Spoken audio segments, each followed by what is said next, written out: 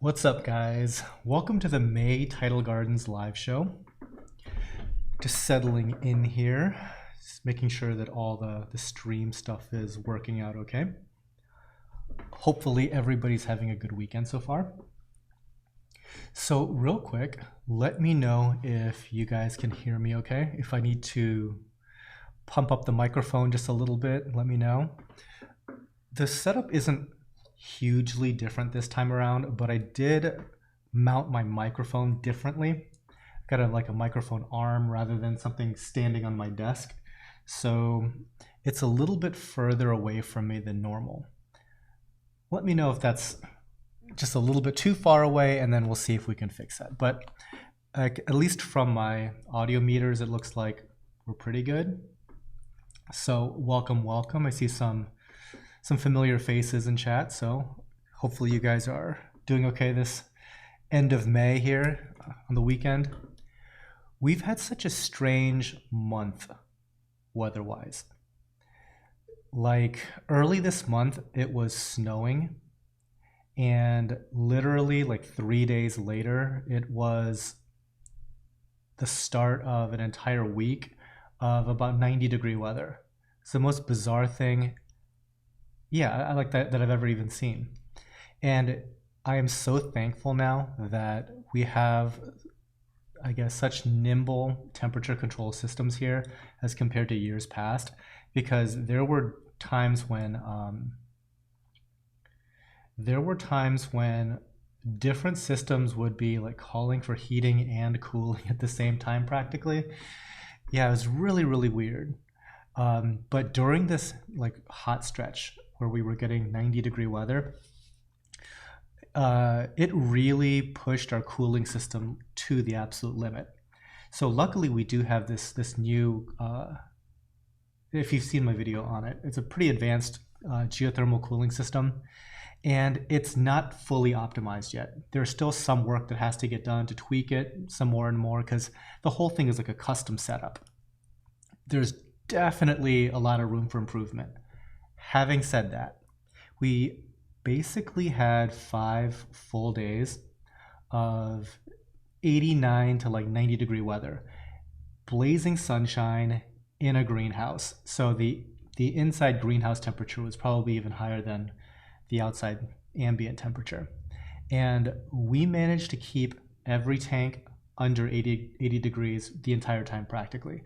I think there's only like a couple of situations where a tank would hit 80 degrees. So pretty much everything was 79 or less. And that is pretty miraculous, all things considered. Now, the cooling system that I talked about, the geothermal one, it's not really designed to fully handle all the cooling needs. So the cooling system is kind of like this holistic approach to cooling down the greenhouse. So it involves ventilation, fans, things of that sort.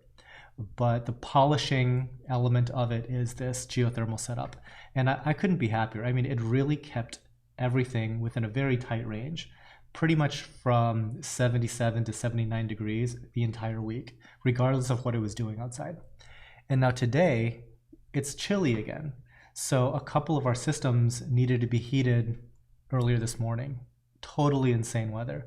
So this is the first time where our heating and cooling needs have been so nimble.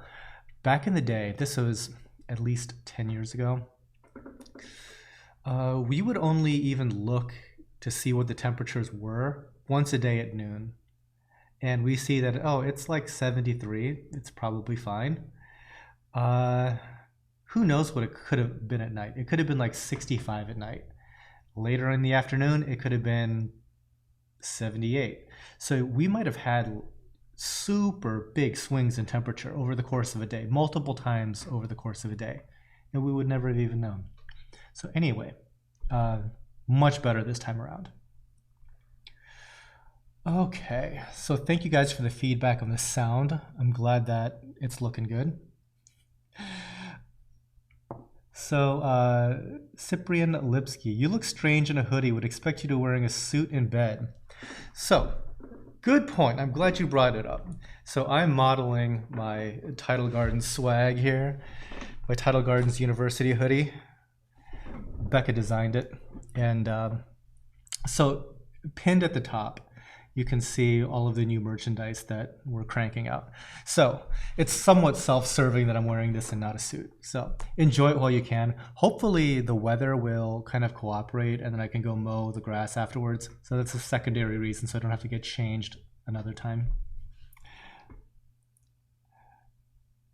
Yeah, so it's also funny. It's like I would expect to see you wearing a suit in bed. The joke around here is that I kind of have two gears as far as like my wardrobe goes. Either I am dressed up nicely or I'm basically dressed in pajamas. So you're seeing Pajama Fan today.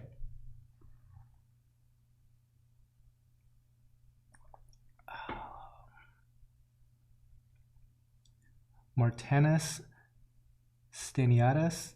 Oh, I'm so sorry, I butchered your name. Good evening from Lithuania. Good evening. I'm a basketball fan, and one of my favorite Cleveland Cavaliers was from Lithuania.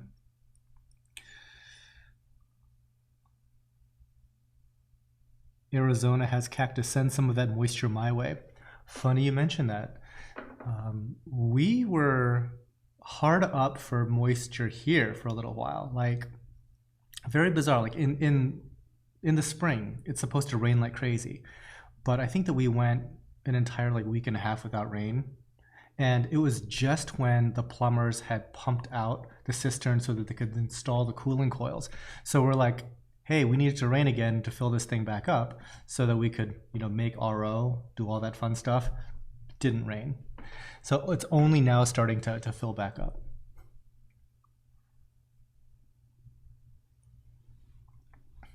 Reef therapy. If we buy something, can we stop by and pick it up? Yes. Now, in the past, people would be able to set up an appointment and actually come shop. Unfortunately, times have changed a little bit. So we do allow pickup of online orders, but it's more or less like kind of a curbside pickup. We would bring the packages out to you in your car. But yes, that is possible if you would like to save on shipping.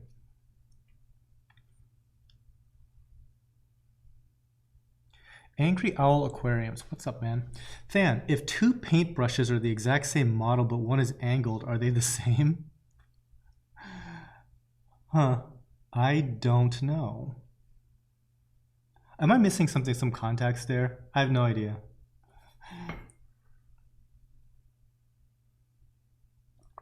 Oh. Okay, where are we timing-wise? Okay, got about a minute 30 left. And we will get going. Just to warn you in advance, every single time I make this transition, either something goes wonky with the stream, just stick with it. It usually kicks back into gear. So, PSA on that.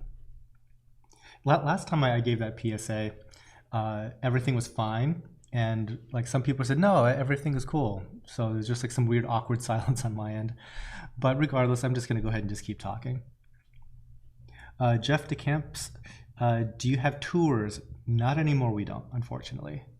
Maybe when things clear up a little bit, we'll look into it. There's a couple of mitigating circumstances there, I would say. So one of our staff members, his wife is a nurse that deals directly with COVID-19 patients. My parents are always around and they're older. So there's all kinds, trust me, it's just easier if we just kind of like have like a hard line approach. Angry Owl Aquariums. Two please owes me $200 if you say yes, Than. I can't do him like that. Yeah, I was like, I don't know anything. So I can paint a little bit, but are they the same brush? Exact same model, but one is angled. I don't think they're the same, dude. If I have to be truthful on that.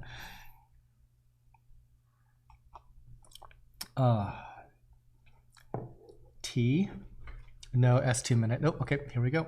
Live show is starting, guys. Bingo bango. All right. Hopefully that didn't bomb out the system. Barbecue is going to be a tough sell.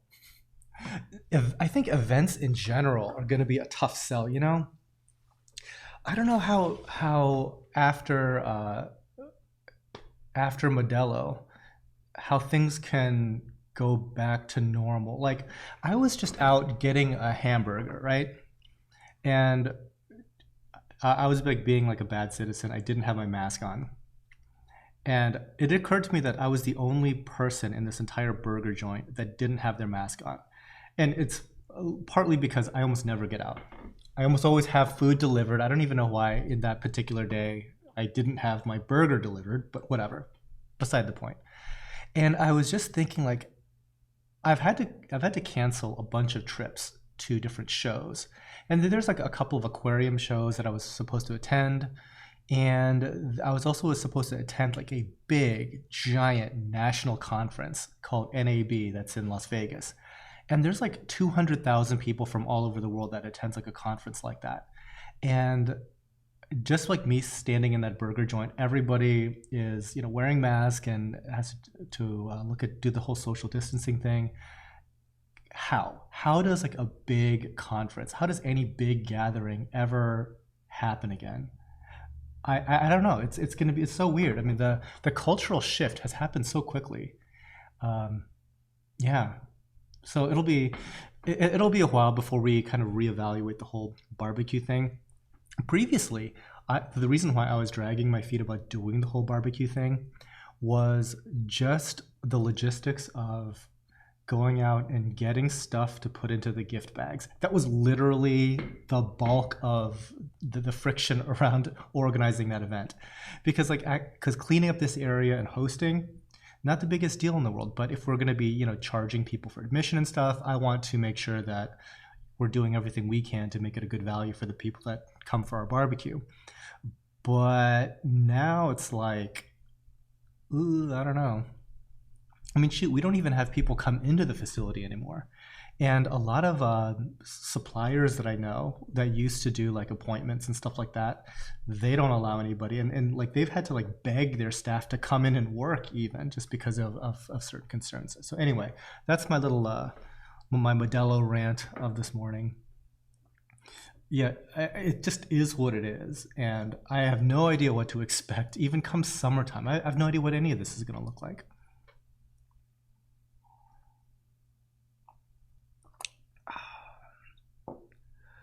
Alrighty. Okay, so Ryan Miller has a question. I've never participated in a live sale before. Do we just add things to our cart on the website? Yes, Ryan. Now, the live sale has a slight wrinkle to it where in order to actually get the item, you have to fully do the checkout process. Now, normally it's not a big deal because you're the only one shop. Well, that's not true. There's plenty of people shopping, but on a live show, it's a lot more competitive for certain items. So it's a good practice to check out more frequently. And when you go to the shipping options, there's an option for adding to an existing order. And by doing that, you can kind of avoid getting charged multiple times for shipping.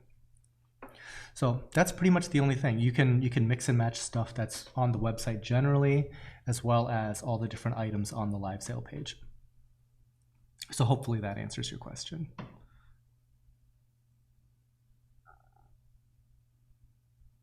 S2 minute. Well, I've never been to your place, so I want to. Well, assuming one day that we don't live in a Mad Max landscape, we should be able to accommodate. And to be fair, the longer that we put off that visit, the nicer this place will be. This building, the progress has been super slow, partly because there's a bunch of delays, partly because we drag our feet on certain things. But long story short, there's a lot of room for development downstairs where all the tanks are. Hopefully by the end of like June, we should have half the building completely up and running. We've been like really close for a long time, but at the same time, close is not done. So we'll see. We'll see how that goes. But like I said, the longer that we wait, the much cooler it's going to be. A lot of the stuff that we've been working on lately is not even reef aquarium related. It's more just like a general construction related. So One thing is I'm having like a very delicious coffee beverage. We finally built out mostly our employee break area upstairs, and it's turned out really, really nicely. And one of the perks of working here at Tidal Gardens is that there is this new coffee machine we have that is worthy of being jealous of. It is basically a robot barista. It can make just about any kind of coffee drink imaginable. Like right now I'm drinking like a flat white, which is a super bougie coffee and milk espresso drink. Yeah, it can do all that. It can even like make you custom drinks. There's like an app. You can like make custom drinks on your phone and have and send it over the coffee machine to get it made. It's beautiful. Anyway, so one of these days I'll just do like a live stream that I probably won't publish. I'll just kind of like just do it and I'll just delete it. I'll give you like a walkthrough of the upstairs here. Definitely some perks to being a Tidal Gardens employee occasionally. It makes up for all the beatings.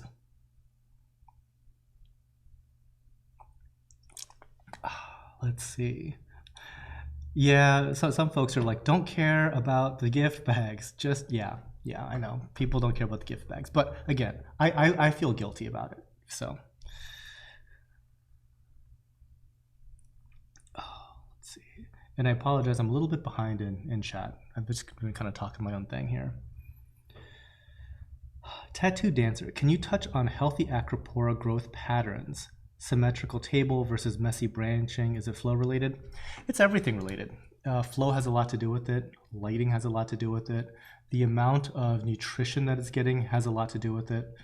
So I know that you can get pretty much any type of variability by changing the variables. So for instance, one of the guys that works here, Luke, has a pretty well grown in acropora aquarium. And he is trying some like heavy homemade amino acid formulations. And what he said was really interesting, that when you've loaded up the water with all these aminos, it accelerated the how fast it builds its skeleton, which is a little surprising, I suppose. And so he said that it looks like the acros are like the skeleton is outpacing the growth of the flesh even, and sometimes he has to dial back the amino acids to let the flesh kind of catch up. So there's all kinds of weird stuff that you could be doing to affect kind of the growth pattern and the growth rate of acros.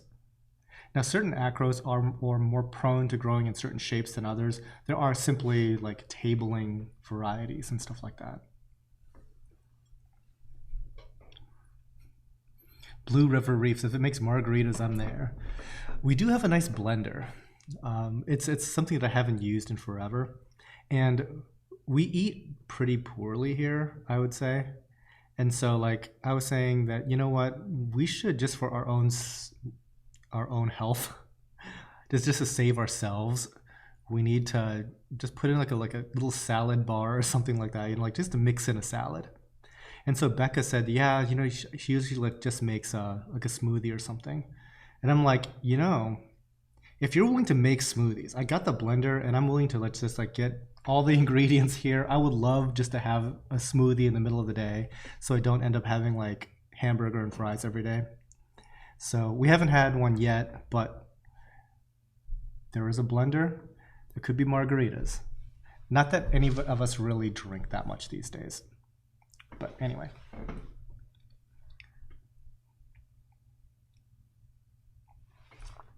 Travesty. No, the next time you'll get glitter bomb Ghani's in. I see them in 4-packs sometimes, but we sell them on their own. Occasionally, it's uncommon. And actually the 4-packs are uncommon. We've only ever sold 2 4-packs, I believe. Now we are propagating them and they're doing pretty well, knock on wood. So hopefully we'll get to a certain point where we can offer them more regularly. It's just one of those things where they're just going to be a little scarce around here. I mean, Goniopora aren't the fastest growing things in the world, so we want to make sure that we're able to keep up with the growth.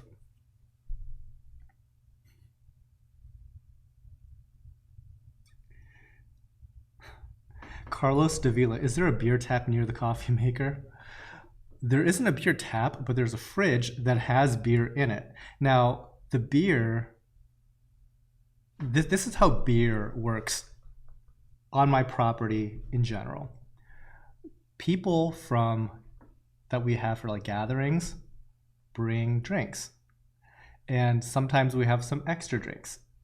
And they will stay here forever and never get drunk. So obviously, we're not in a time where there's a lot of social gatherings. So you can kind of get an idea of how long ago that might have been. Some of these things were from like 2 Christmases ago, because it's a Christmas ale. That's how I remember. And I remember that we didn't host one last Christmas. So it was the previous year's Christmas that we had Christmas ale, and it's still sitting in my fridge. So yes, I think that there's like a case of something in my fridge. Like, I have a sweet tooth as far as drinks go. If it was like cherry Coke, that would be gone by 4 o'clock today. But since it's beer, it just sits there forever. Yeah, that's kind of how that is.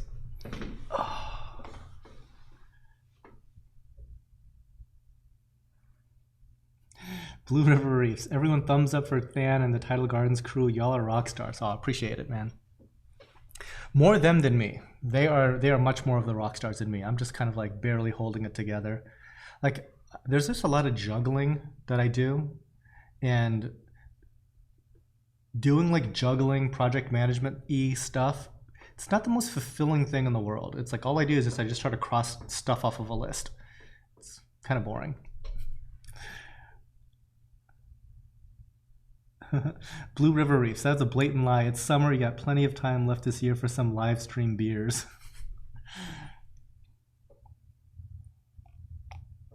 I have a hard time remembering the last time I even had a beer. And the thing is, I like them. I like them just fine. I just don't just go out of my way to drink beers, obviously. Actually, there was a gathering where somebody had left their vodka here, and they still want to have it back. And I'm like, don't worry, no one's going to touch it here. And sure enough, no one has.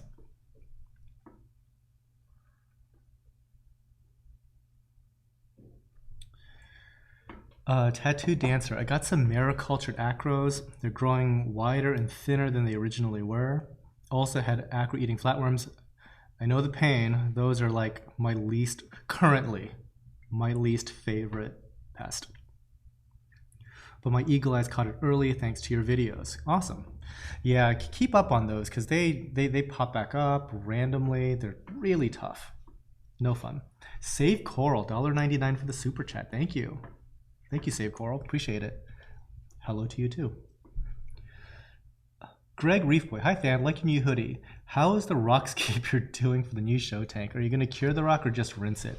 I'm going to sort of cure it. We're going to be... Okay, so I'll just answer it as we go here. How's the rockscape going? Very slowly, as in like barely at all. Are you going to cure the rock or just rinse it? I'm probably going to like let it sit for like a week in RO and then probably use it. Now, glad you mentioned the Aquascape thing. I think what I'm going to try to do is put together just some stuff, because I've never used any of like the concrete-ish compounds. I've never used like the super glue stuff with the powders or the baking soda. So I'm just going to give it a try. I'll film the whole thing. It's probably going to go poorly since it's literally the first time I've ever messed with this stuff, right? But you guys can just get like a very first impressions thing of a couple of different techniques that I'm aware of. So one of the techniques is what this one Korean company did. I think they're like the Korean Marco Rocks distributor. And what they have is like they've crushed up Marco Rock or something. They have a powdered version of it. I mean, it looks fine, like really, really, really fine. And they use that in super glue to basically stitch together aquascapes. Kind of cool. Somebody else said you can do that with baking soda. Interesting. I'll give that a try. I heard that the powdered Marco Rock is better, but like I said, we'll see. Just variety is the spice, right? And then lastly, I will try like a calcium carbonate sand, like Carib Sea, Just so happens one of my friends was setting up a tank and they had extra bags of carob sea, and he just dropped it off for me. I'm like, I got this sand. I really wasn't planning on using it in a sand bed. I'll try this aquascaping project with it. It's probably not going to have the right texture, but again, we'll give it a go. And I suppose a fourth one is just to stack it like we've always done since forever. We'll play with a couple of different things. And if I don't like the aquascape, I can always just take it out, right? Okay. By the way, if anybody knows how to grind up Marco Rock, please let me know. I have no idea, because I would hate to just try to like collect dust from the different boxes and stuff. That sounds like it's not that fun to me. S2 minutes. So you don't drink beer? Do you do mixed? So see, here's the thing, S2 minute. I'll drink pretty much anything. I like wine. I like mixed drinks. I like beers. It's just not something that I do that often. Yeah, it's one of those things that is kind of like out of sight, out of mind. Yeah, like most of my friends, they drink a lot, like every day, every day. Me, not so much. It's a good thing they live in a different state. So Edward McDonald, can you touch on the topic of zoanthid fungus? Is there any ways of treating it without chemicals? Yeah. So usually the zoa fungus that I'm thinking of is like zoopox. I don't even know if that's a fungus, but that's kind of what pops into my head.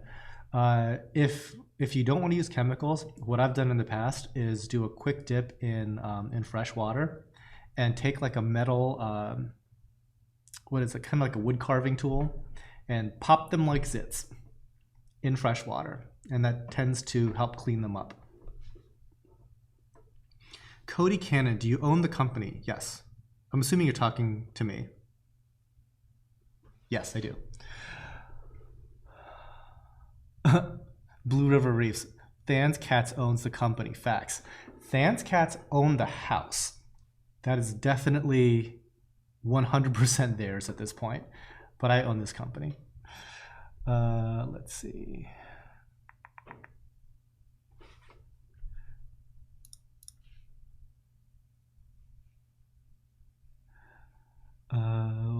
What's the difference between Montipora cap and Montipora? Can't find a clear answer, thanks. Well, there's a species of Montipora called Montipora capricornis. And that species has been kind of the blanket overall name for all these different types of plating Monties, even the ones that aren't actually a Montipora capricornis. So anytime you hear like Monty cap, that's basically what they're talking about. It's a plating Montipora. That's it.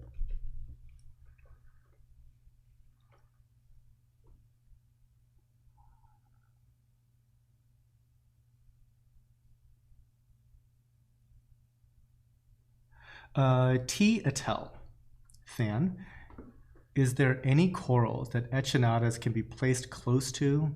Is it just other echinatas? Okay, so are you talking about like Acanthastria echinata? Because there's also like Acropora echinata. There's a bunch of things that are something genus and echinata. So I'll answer it as though you meant Acanthastria, okay? So Acanthastria echinata pretty much can't be kept near anything.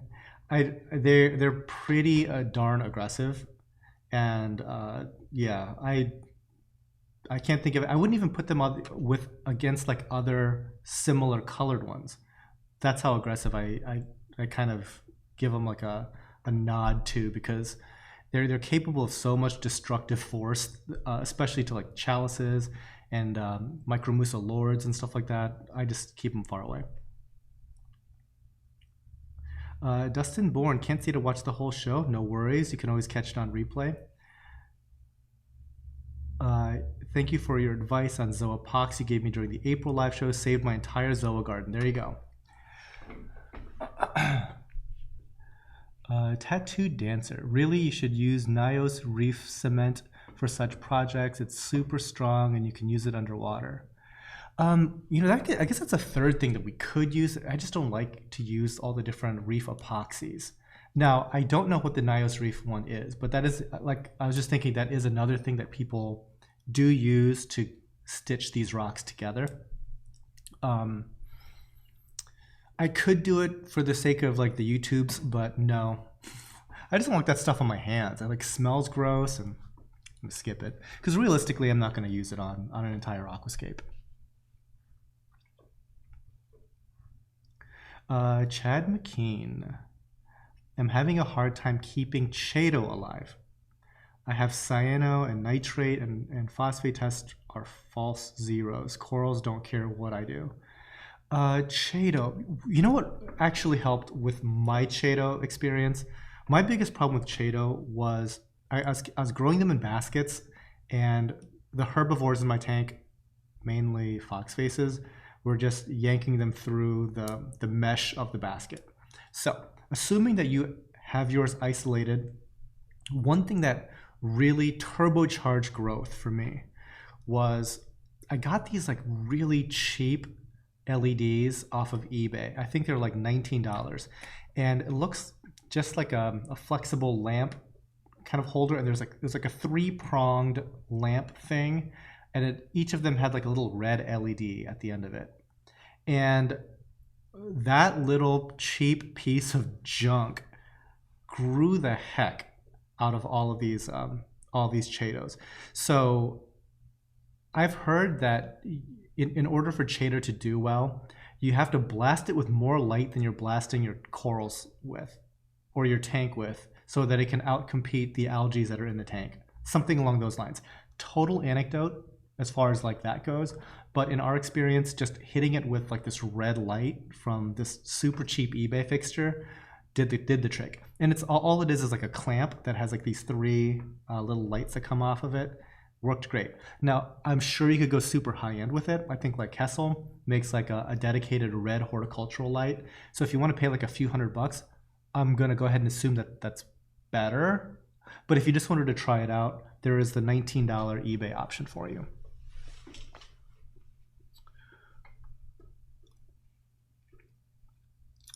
So yeah.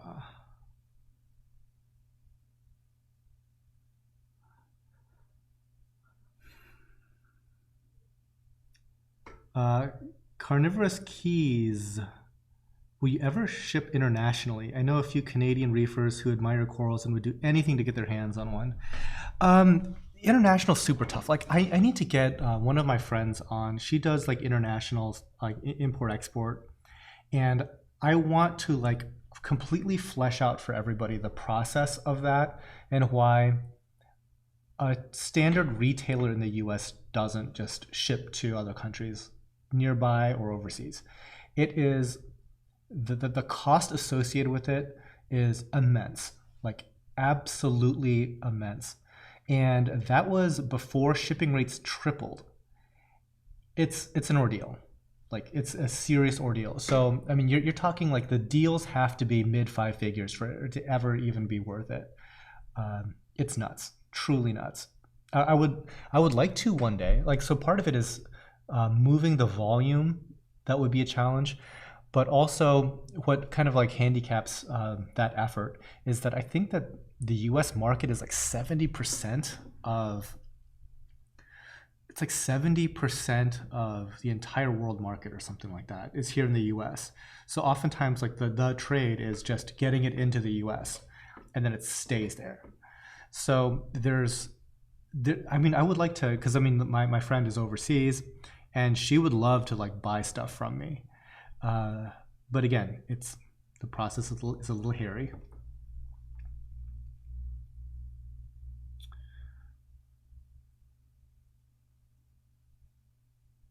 Okay, so Save Coral, $1.99 super chat. Should I put Blastomusa head on rock or sand?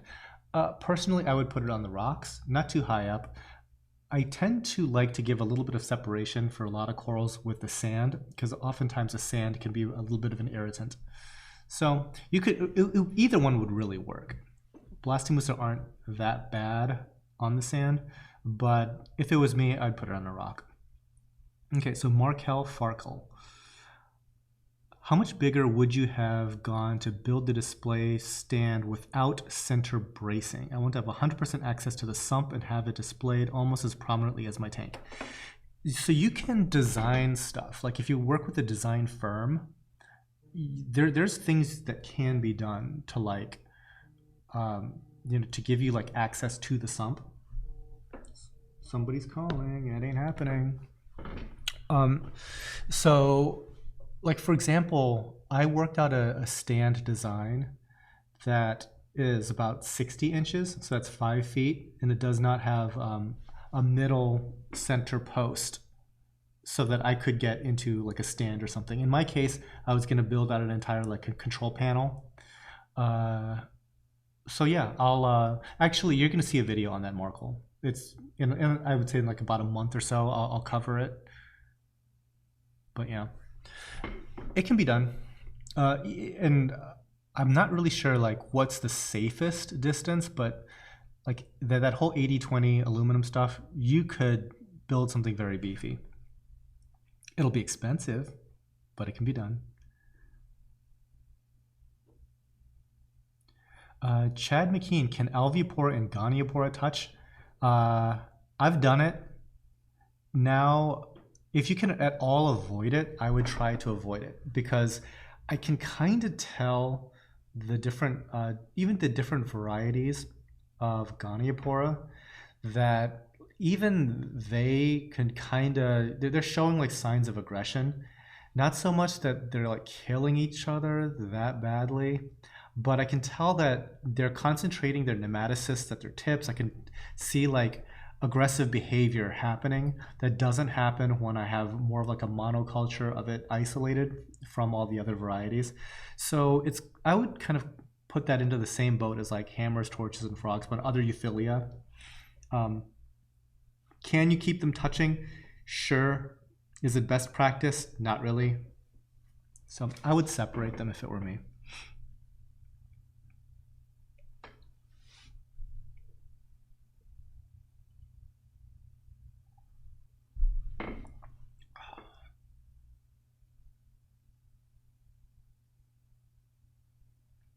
Reef therapy. Ever run a CO2 scrubber without a protein skimmer? I was thinking of getting an air pump and running one with an air stone in the sump. Don't really care for having a skimmer. Not sure what a CO2 scrubber is. You might have to elaborate on that. Unfamiliar. Blue Riveries, Captain Jerkface. I see my new reef name. I think that's what those are called online, right? Because it's kind of a dumb name. Sorry to call your new reef name dumb, but it's kind of dumb.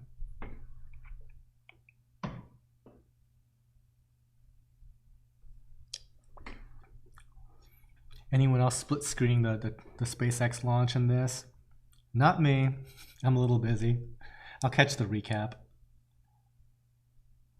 I want SpaceX to hurry up and give me that satellite internet, though. That's what I'm waiting for. I want that gigabit speed internet. Because, yeah, I've almost given up on fiber. Oh, I do have like a weird little story about that. So I just happened to be looking at my internet service, and I noticed that there was an option to upgrade to a faster internet speed for $20. $20 extra per month. And I looked at the internet speed that they were offering, and it seemed remarkably similar to the internet speed that I was already getting. Real quick, super chat from Salzburg. Okay, so you have an actual question. I'll get to that right after my little story. So thank you very much for the super chat. Okay, so anyway, internet speed, roughly the same, but it's $20 more. So I'm like, you know what? Any little eke of better performance, I'm willing to give it a try for. Willing to give it a try. For 20 bucks a month, I'll give it a go. Signed up for it. My internet speed basically didn't change. I mean, I'm getting about like 450 down, 20 something, like 20 up, like 21 up, which is basically good enough for a 1080p 60 stream that you're currently seeing. Could it be better? Sure, but it's not. So anyway, so then I get an email updating my pricing program, and so I was already paying like 120 a month. So I'm expecting, your new monthly plan is 140 a month. It's not. It was like $80 now, or like $90. Like it went down 20 bucks because I signed up for this $20 additional option. So anyway, that's my story. It's like, that was kind of unexpected, but I'll take it. Okay, so Salzburg. I'm planning on 2 Favites, Pentagonia sharing a rock with a torch on top, all 3 on its own shelf. What do you think? It could work. So the 2 Favites, given that kind of distance on its own shelf, probably not going to be a big deal. Torch, obviously, you do have to worry about sweepers and stuff like that, but people have done it. As long as they're given just a little bit more room. I would be more worried about over illumination than coral to coral aggression in your situation. Oh, S2Minute. Having trouble signing in for the live sale, called and sent an email. Ugh. So not sure what the deal is with that. So have you just created an account, or is it just trying just to log in?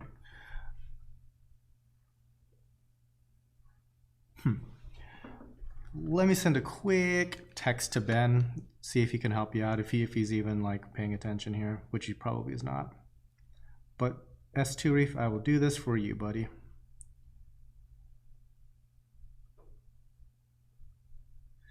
You need to check email.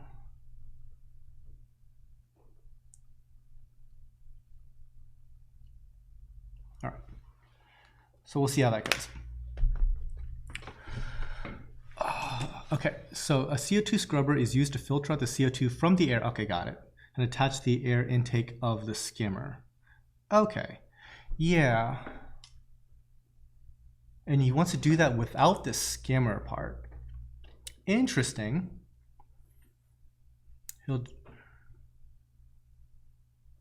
Interesting. I guess you could, but at the same time, you might just be better off improving the ventilation to the room generally, and you get basically the same effect. I always would consider like a CO2 scrubber like that kind of like an added thing off of something like that. Like if the ventilation to the room that you've already done wasn't quite good enough, you can run the air line through the scrubber to the skimmer, and that'll give it that last little bit of polishing. But yeah, I would look into just the overall infrastructure of the room before I would look to do something like that.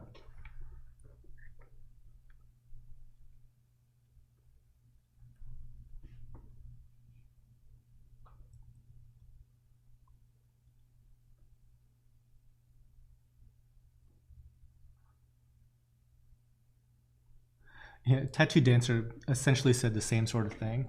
Small volume of air that the skimmer's aerate is nothing compared to the water surface. You need to have CO2 scrub the.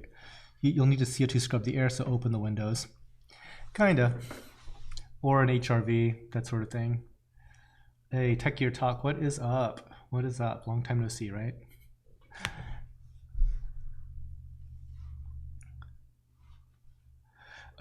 Charles Daniel, internet speed is a scam. You have to be hardwired to your router and be connected right at your router to get the speed they claim. Yeah, I guess. I mean, I am hardwired in on this machine. When it comes to broadcast, you can't be messing around. Like, you need to get the speed. Not so much the download speed. I really don't see a huge difference between like 100 down and 300 down. Like the web pages load just fine. But when it comes to upload speed, yeah, now's not the time to be playing.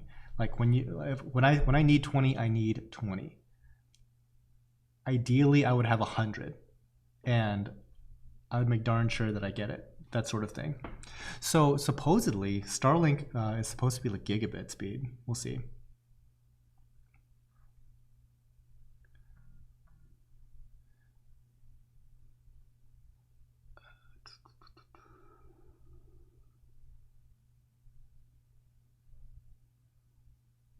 Sorry, catching up on reading chat because everybody's talking to each other. They're not even like talking to me. Let's see.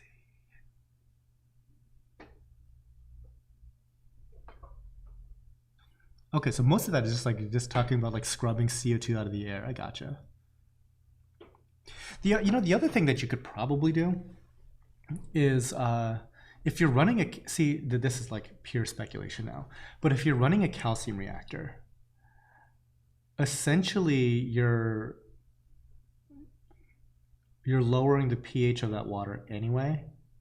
And like kind of like the benefits of the calcium reactor is that you end up overall increasing alkalinity and buffering capacity through it.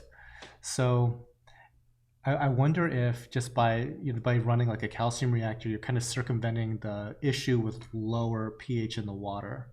Not sure, but that's another option because you said that the window is already open. Now, if the window could be already open and now the job is to then really go about pumping and cycling the air out. Albert Ruger. Sorry, I'm just butchering names left and right today. Hey Than, any Scolies today? Yes, there's one. And if you cheat and go all the way to the end of the show, you'll see it. So this is one of the first. This year, I should say, is the first year where we're actually providing thumbnails for all the corals. So if you wanted to, you could shop ahead. But if you would like to see the video and all that stuff, you get to wait with the rest of us. But there is one. Waleed Reef, Tidal Gardens. Have you brought OG bounce mushrooms before? Yes. What is the real color, green or yellow? I'd say it's yellow. Could be a little bit of both, really. Every single OG bounce we've ever had has died. We've never even ever sold one successfully. It's like the only one that dies for us. Such a bummer. I'll be getting more. I have a feeling I know what the issue was, so I'm gonna fix it. So Albert, there's actually a bunch of Scolies on the site in general, and I don't know if any of the rest of you guys caught that picture of our latest Master Scolie, but it's quite possibly the nicest Master Scolie I've ever seen. And within like an hour or two of us even putting it up for sale, it sold. And we asked like a lot for it, but we were immediately having like some seller's remorse. It's like, A, we should have considered just keeping it, and B, we should definitely probably have charged a bigger king's ransom for it because it was so nice. And when you look at the picture of it, I mean, like so Becca right now is doing most of the photography now, pretty much all of it. And I just remember like just seeing the picture for the first time, and it looked like a rendering. I mean, it was so sharp. Like the color separation was like so pronounced. I mean, it was like where you take like 5 different Scolies and literally just Photoshop them along like hard lines, and boom, that was what this thing was.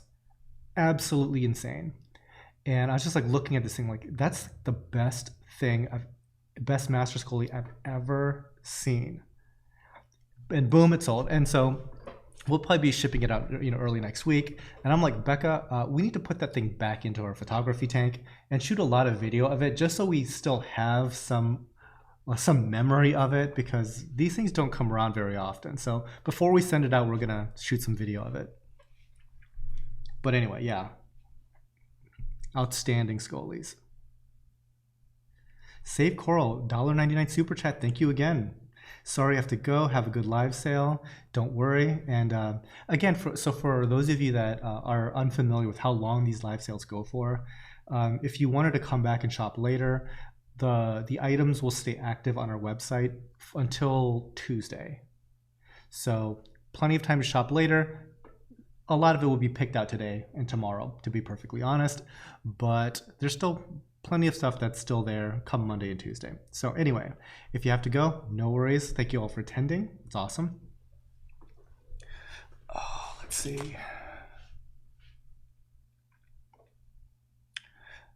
Dia Dara, I added some Goniopora to my tank.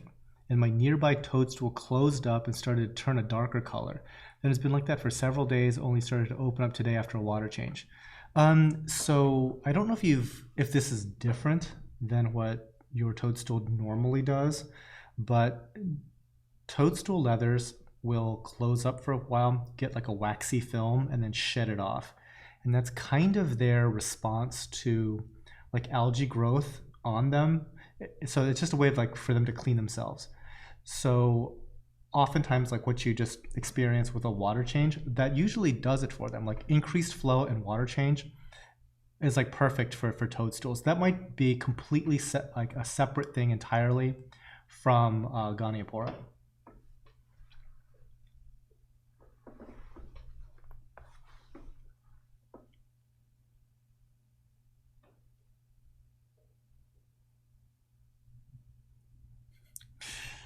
So yeah, so it looks like some people did see that's picture of a scolia. So if you don't know what I'm talking about, just check it on Instagram. It might be our like last image that we put up there.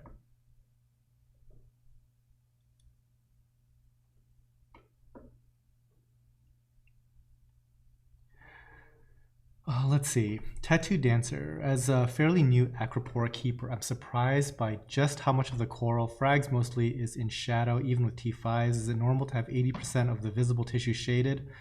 I guess. Certain lighting technologies are better than others at cutting that number down a bit. You'll want to provide as much exposure to all the flesh as possible.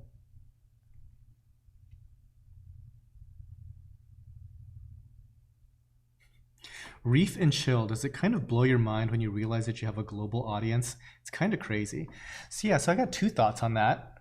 So back when I traveled overseas, I thought it was so cool that pretty much in any country I would ever go to, that I could do a meetup with fans of this channel. Like that blows me away because in the grand scheme of YouTube fame, we're like nothing, right? We're like the daily growth. Our entire channel, our whole existence is like the daily growth of like an actual popular channel, right? So, in that sense, small fish, small pond, and it just kind of works. But yeah, that is kind of bonkers that it works out that way. The other thing that was kind of cool was I was visiting with another like fan, and this was like in Texas, and we were having dinner because like this I was like filming his tank and stuff like that. He had invited me, and like he had said something to the effect of, do you find it weird that like I've been watching your channel for years now, and I feel like I know you, but this is like your first hour and a half with me. Does that ever like weird you out?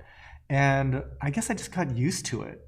But yeah, I mean, that is kind of interesting that like, I mean, to some degree, I guess like I'm a more of like a corporate character online, but because I've got to like represent my company. But yeah, I mean, like I think that people have a general idea of what it's probably going to be like to see me in public. I might swear a little bit more in public, but yeah. But then like for me to meet somebody new for the first time and to be like, oh, to act totally normal considering like how much more familiar that they would be with me. Yeah, I think that's an interesting and odd dynamic.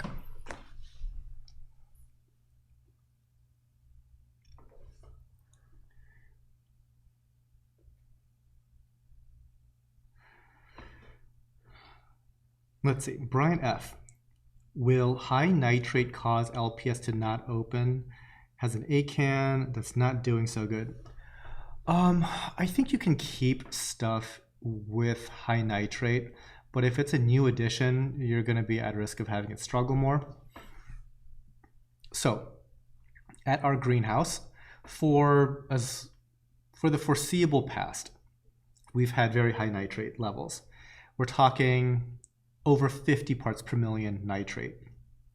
We're getting that more under control now. We are cleaning our food more aggressively, like our frozen food. Previously, I would just bring it all in, and just immediately start isolating it into individual feeding cups. Now we're actually straining it so that a lot of like the supernate like crud that's in frozen food kind of gets washed out before we then combine it in with all the different ingredients and then put it into the containers, right? So it's a cleaner feeding product now. And we're feeding slightly less, not my favorite thing to do, but we are feeding a little bit less. And that has had an effect. So our nitrates are trending down. Our corals, the entire time where we had nitrate high, were fine. Now, in this new building, we're kind of starting from a blank slate, and we have essentially undetectable nitrates and phosphates. Also not my favorite thing in the world to do.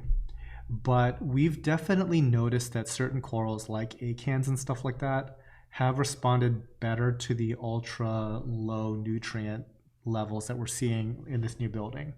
Much better polyp extension, things of that sort. So while it could totally work for you with your nitrate levels, I personally have seen some good benefits to like cutting back on that and then just feeding those particular corals more, like spot feeding them more.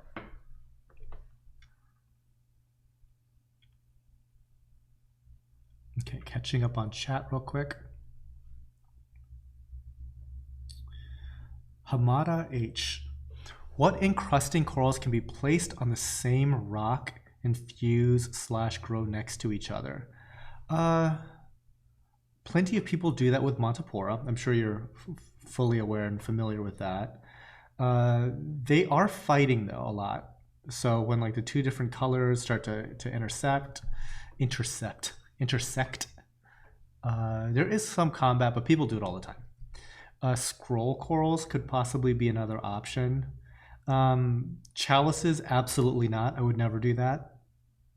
Let's see, what other plating corals?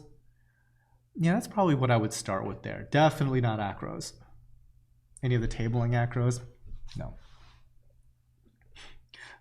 So the thing is, I've seen people do it with tabling acros, but I mean, I just know how aggressive acros are, and I wouldn't risk it.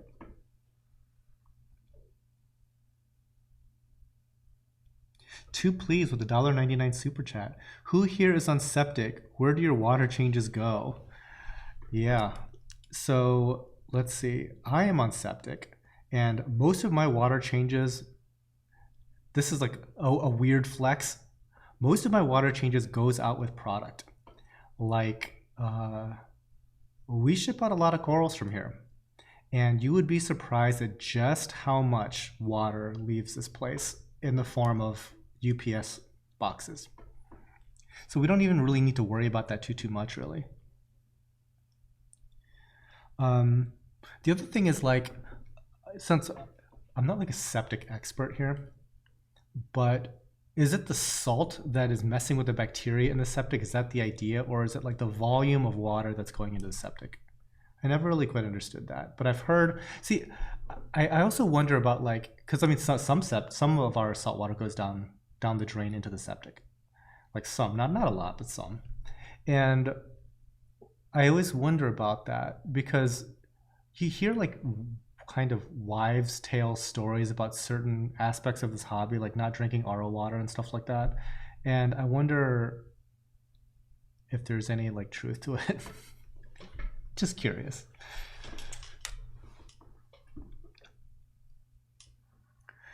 Smoke and reefers. My zoas that have grown in the tank don't seem to have the same color as the originals. Any tips? Lighting will have a lot to do with that.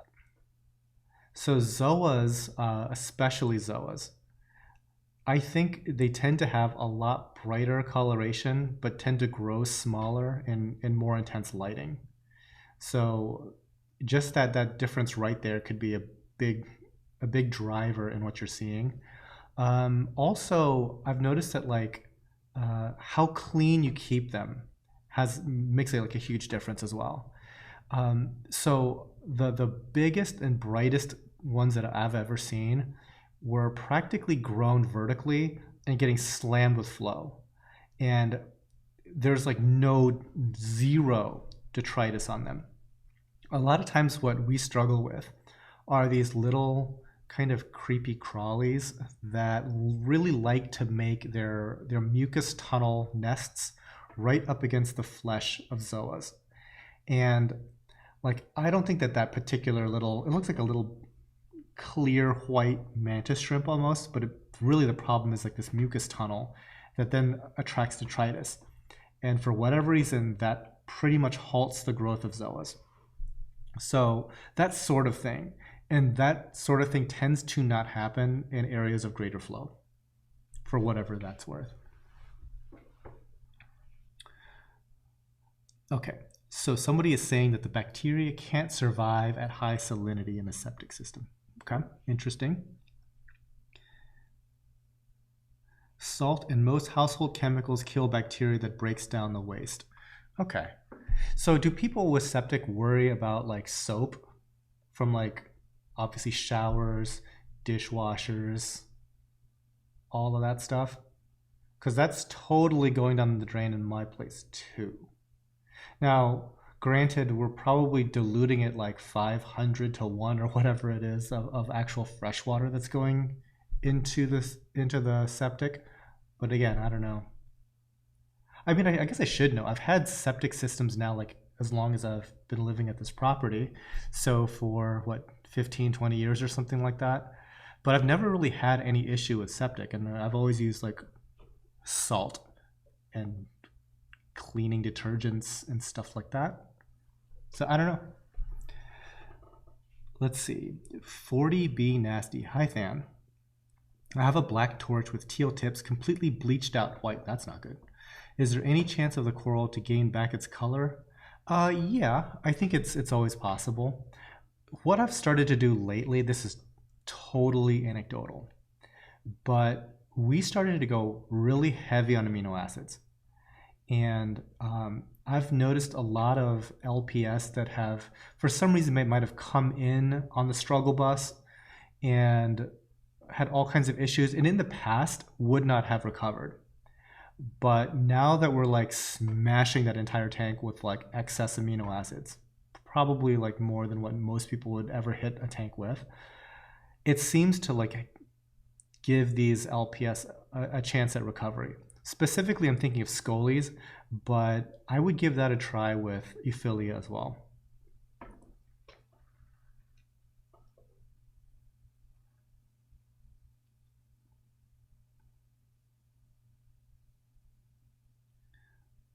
Chevy Ogden, no, there's enough water to dilute the soap. Okay, so just a little bit of salt is probably not a big deal.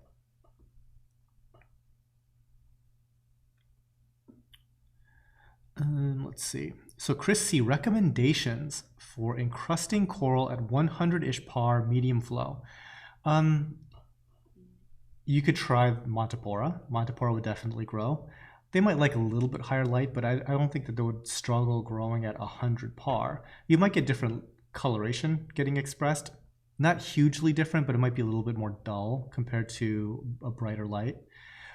Scroll corals, that would definitely work. And chalices, like certain plating chalice corals. Leo Lopez, do you ship to Puerto Rico? Yes. Now there is a shipping module for Puerto Rico that you have to purchase. I think it's like $25 or something. You'll find it in the miscellaneous section. Unfortunately, Puerto Rico, we get charged extra to ship there. So we bill you for it. Long story short there. Yes, but we do absolutely ship to Puerto Rico. Junhoon Lee, do you ship to South Korea? Unfortunately, no. We only ship to the US and Puerto Rico, which is a US territory. Let's see. Victor Fox, I have a 265, monthly water changes for 25 years on a septic tank, never had any problems, and it gets emptied every 7 years. There you go. See, like the thing I'm thinking is like, I don't know like how everybody's septic is set up, but I've got two different septic systems. One that's like, I guess like one just passively drains, and the other one gets actively pumped to a mound. And I'm just thinking like, eventually a lot of the salt and everything like that's going to make it to the mound. and not necessarily like kill off all the bacteria in the actual tank itself. And before you say, well, it's going to go to the mound, it's going to kill your grass, trust me, it ain't. It just isn't. Like the amount of like salt and things like that we put on the driveway, not a big worry in my mind. Clearest conscience when it comes to that. Like I live in Ohio. The amount of salt that gets put on the ground for roads and stuff like that. I live on a state route. That's a lot of salt. It's a lot of salt. I mean, I have a subscription to a car wash because of how much salt is on the roads here in Ohio.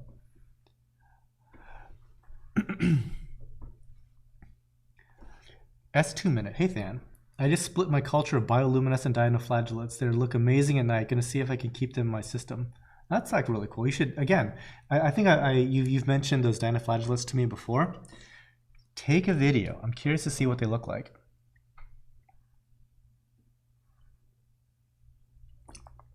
True, puddle aquatics. If you have a water softener, I have one. It flushes salt brine into your septic all the time, so I don't believe salt hurts any septic. And it's like an old wives' tale. There you go. Well, again, I don't know. Like, I guess like how would I know? Does that mean I just need to pump my septic more often just to get like the solid wastes out? Because that's like $100. That's like not anything that's going to be like, oh, you can never put salt down your septic ever again. It's like $100 every 3 years. Come on now, we'll just deal with it, I guess. Junhoon Lee, thanks. Love your channel and professionalism that you've shown in all your videos. Thank you. I try. That bit is a little bit of an act. I will 100% admit that. If you meet me in person, definitely a little bit less professional. But as far as the channel goes, yeah, we'll go with that. Professional corporate Than. Blue River Reefs. When I live in Huntington Beach, the salt from even the onshore fog was awful for my cars and house. Yeah, I can totally imagine like the sea spray coming. My guy keeps talking about dinoflagellates every month. Show them to us, bro. Yeah, exactly. Tell him. So, I used to work at Ohio University, which is in Southern Ohio, and they don't use salt there. What they use, so Southern Ohio historically has been very like mining centric. So like, fathers and grandfathers, great grandfathers were all miners, that sort of thing, right? All died of black lung. They don't use salt. They use like this, I think it's called like fly ash or something. It's like this manufacturing side deposit from the refinement of coal, essentially. And they just like spray the stuff all over the streets because it's black and I guess it melts ice. Yeah. And I guess it's like super carcinogenic, but that's just what the city down there had decided to do to save money rather than buying salt. Total random aside, but anyway. Yeah, there was some push to stop that practice because I think it was just getting like kids like super cancer and stuff like that. But anyway, I just thought of that because I worked down there for like a few years. I just remember like no salt, only black ash. Awesome. It's probably radioactive too. Who knows? Let's see. Black coconuts has Modelo affected any of your shipments from being late? No. There's been a couple of late shipments, but I don't think that it was necessarily anything related to that issue. I think it was just straight up screwed up. Like, it's not Modelo's fault that a box got missorted at a warehouse. No. They put it in the wrong stack. It got delayed 24 hours. And now I have to like refund money or provide replacements or something, right? Because by the way, for those of you that don't know, it's not really possible to insure live animals through UPS or FedEx. So retailers basically cover the losses. that's like the worst feeling. But yeah, that's what we do. Like we just have to cover the losses. And it's so frustrating when it's something as dumb as it got missorted and therefore there's going to be a 24-hour delay. So dumb. But it's super uncommon, right? And this sort of thing happens when there's not a global pandemic happening. So there's no difference that I've noticed. Now, having said that, other countries have had those types of delays. Like my friend in the UK, she's had all kinds of issues with any kind of like guaranteed time. Now, UPS right now is not guaranteeing delivery times. Okay, so if like let's say typically a package is guaranteed to show up at 10:30, it shows up at 11:30. Let's say it shows up at 5 p.m. Okay, normally there could be some claims process assuming that they didn't have like some kind of like engine failure or something like bad weather they could cite. Now there's no guarantees, none. But they've been pretty good about getting stuff on time too. So it hasn't been an issue really. Long story short. Long story long in that case.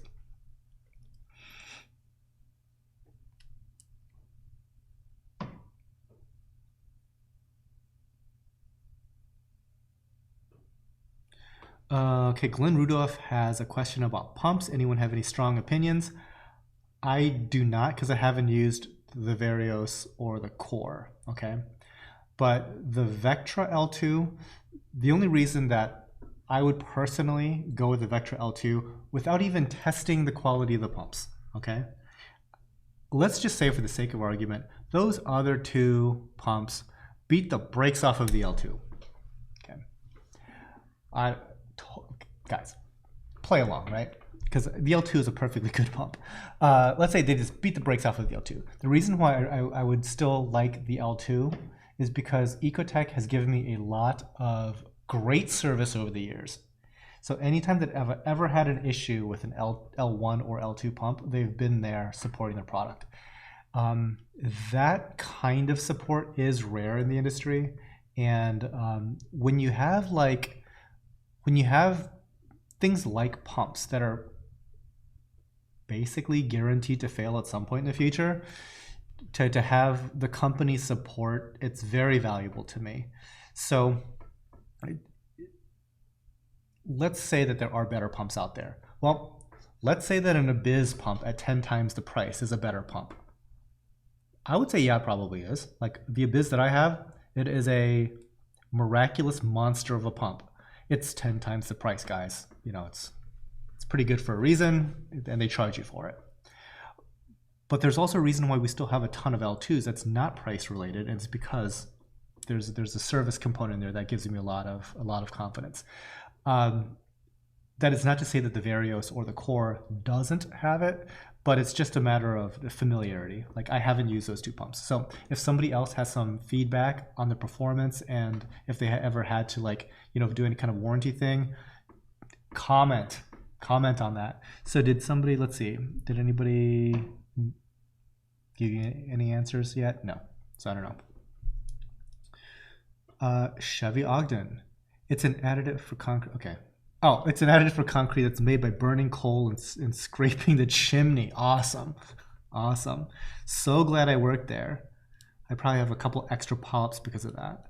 Victor Fox, coal burning power plants also use it on the roads. It's cheap and saves the power plants from having to dispose of it properly. Nicely worded. There you go. Thank you too, please, for mentioning the Patreon. Patreon people. You guys get a shout out. I am delinquent in my Patreon duties. So real quick, guys, the people at the $5 tier and above, they get a shout out. And here we go. Toby Robinson, what's up? Bill Russell, Jeremy Altman, 2 please. Dave Davis, Kendra Ransom, new patron. Rebecca Hall, new patron. Alyssa, new patron.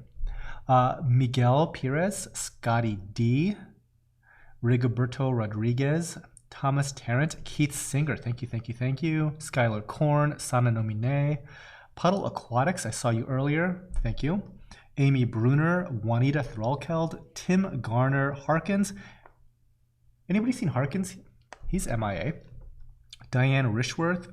Zara McIntosh, Brandy Camp, Gwen Nicodemus, Lisa Clow, Christopher Frame, Ernest Wallace Jr., The Classroom Reef, Chuck Admire, Jean A. Van Voorst, Rico's Aquariums, Christopher H. Curry, Alan Jackson, Kevin Cortez, Trevor Joseph Overbeck, Ryan Kern.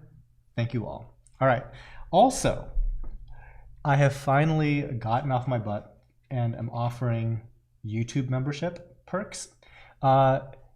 If you are like already on a patron on Patreon, the benefits are largely the same. So either platform is fine. The perks might differ by like this much, but I got my very first YouTube member. So Deidre Zuener, thank you very much. You're a legend for being the first one. There you go. I think that there's only one thing that might be graphically different about being a YouTube member is that you get like membership icons and you have a different colored name text. So there's that. So thank you, everybody. 40B Nasty, do you target feed or broadcast amino acids? Right now we're broadcasting. I know a lot of people recommend target feeding. So Luke now, in addition to broadcast feeding, mixes in one thing, I forget exactly how much, maybe like 2 ounces, into our food mix for corals. And then we target feed using the food mix plus the amino acids. So I guess a little bit of both.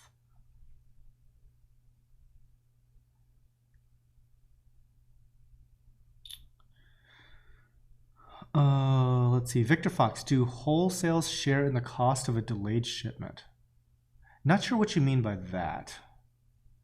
Do wholesalers do that? Or just retailers, do you mean? I'm not really sure. We used to not do a whole lot with wholesalers. Yeah.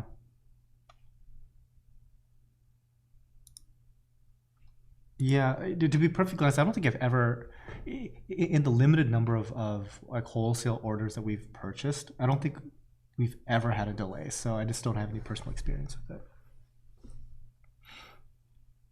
Leo Lopez, I'm going to buy like 5 corals for Puerto Rico. Hope they all arrive well. Thanks. Thank you. Yeah. Oh, fingers crossed. Yeah, and don't forget to buy that shipping module for Puerto Rico shipping. But we'll follow up either way.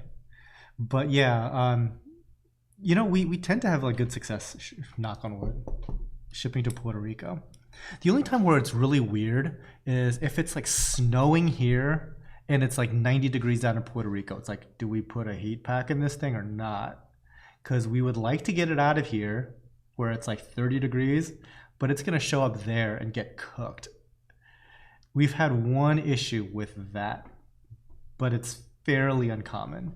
I mean, we run into that sometimes shipping to like Arizona or something, but it's not usually that stark of a difference. But we've had some like 60-degree differences going from like Ohio to Puerto Rico before, but it should be fine. We're pretty toasty here. We're probably going to be putting a cold pack in, and it's going to work for both situations.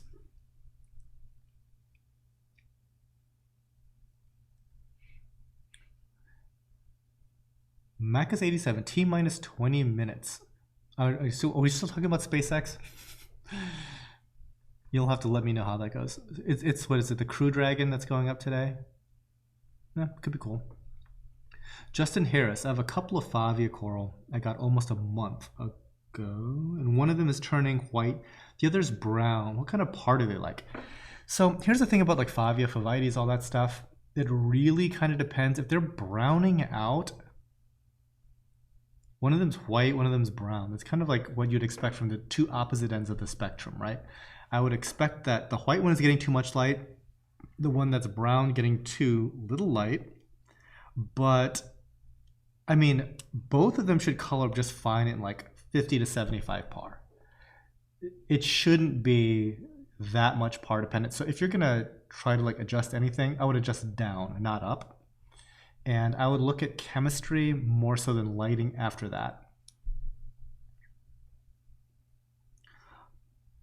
Big Coconuts. What's your preference in pumps with internal setup versus external? I personally am a big fan of external for no other reason than ease of maintenance. Like, it's really easy to plumb in, like quick disconnects and stuff like that. True union ball valves, a little pricey, but definitely worth it for maintenance purposes. Just to shut off the valves, unscrew a couple unions, and that pump is ready to be taken apart and maintained.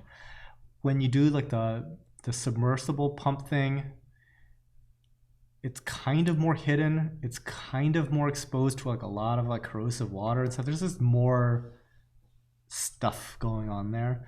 So yeah, I'd like to, as much as possible, keep the pumps out of just, you know, of that submersible nature.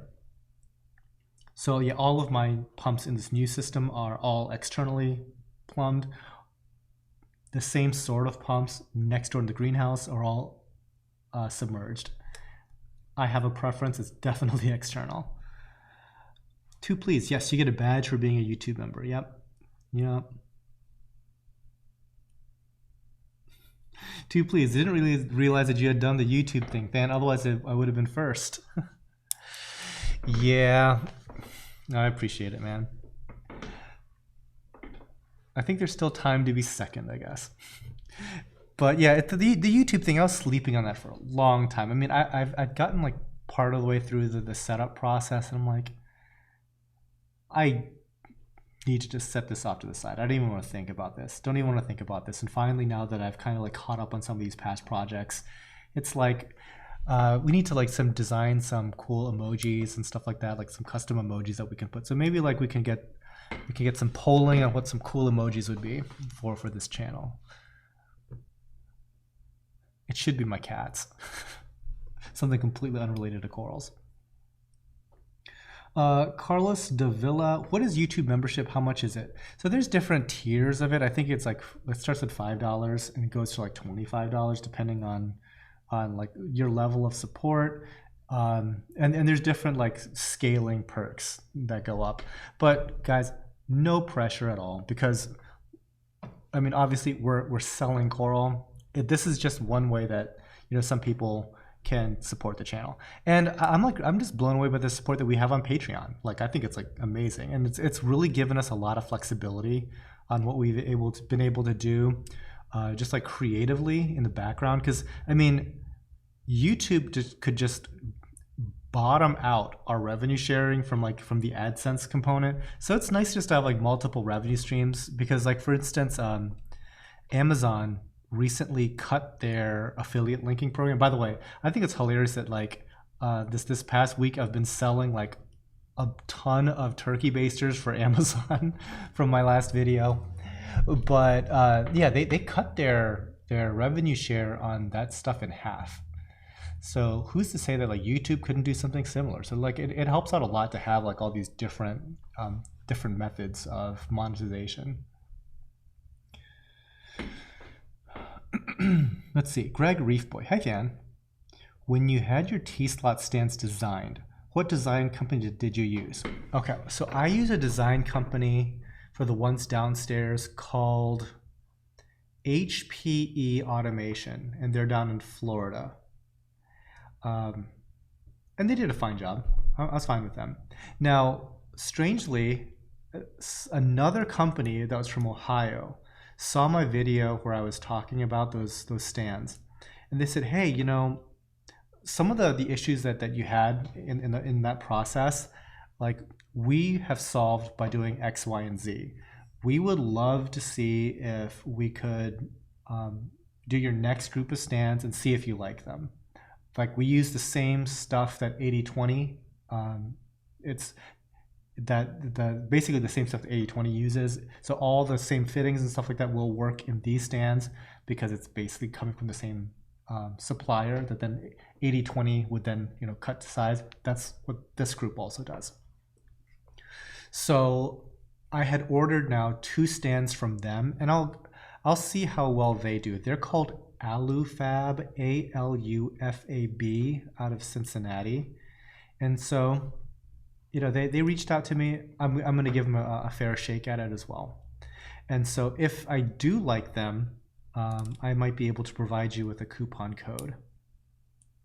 So if you're shopping for like an aluminum stand, okay, and like I said, I have not gotten any products from them yet. So you are taking as big of a risk as me. But if you want to save 10%, give them like the code Tidal Gardens when you talk to them, and they'll give you 10% off, okay? But like I said, not a sponsorship at all. I have never used their product before. I had just placed an order. I'm still waiting to see what I get. So later in the future, when I actually do a video on it, I'll share more of my thoughts then. But if you're hungry for a stand, like right this second, you need to go because you need this thing for a tank that's coming. You can save 10%. Tell them Tidal Garden sent you, right? There you go. I think I've put enough caveats in there. So again, the company that this next company is Alufab, ALUFAB, which I'm guessing stands for aluminum fabrication.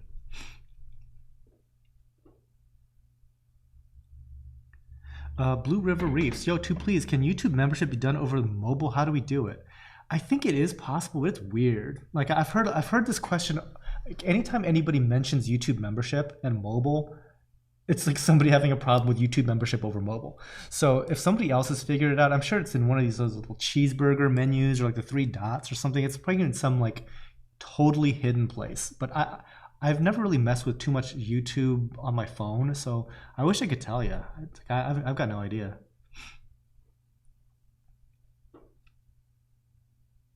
Trash Man. Hey Than, I love you. Love you too, bro. I have acclimated coral to par that is out of their normal comfort zone throughout my tank. Is there any long-term disadvantages if they're all thriving after 3 months? So I don't think so. Coral are highly adaptable. And like they've adapted to objectively crummy water chemistry in some of my tanks. They've adjusted to probably suboptimal lighting situations.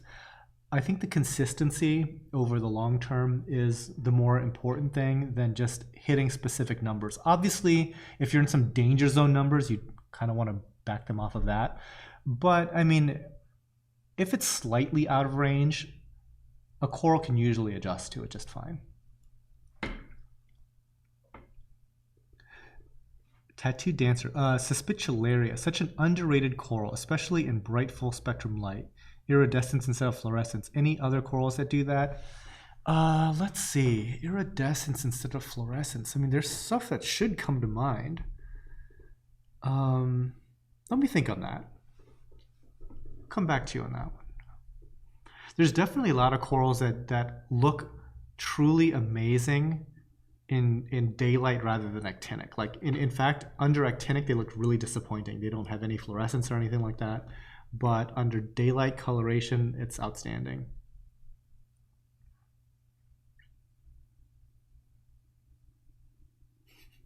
Carl Rose, hi, are you shipping to the UK? No. Watching your show, you represent your company well and seem like a cool boss, LOL. Sometimes. Depends on who you are. Like,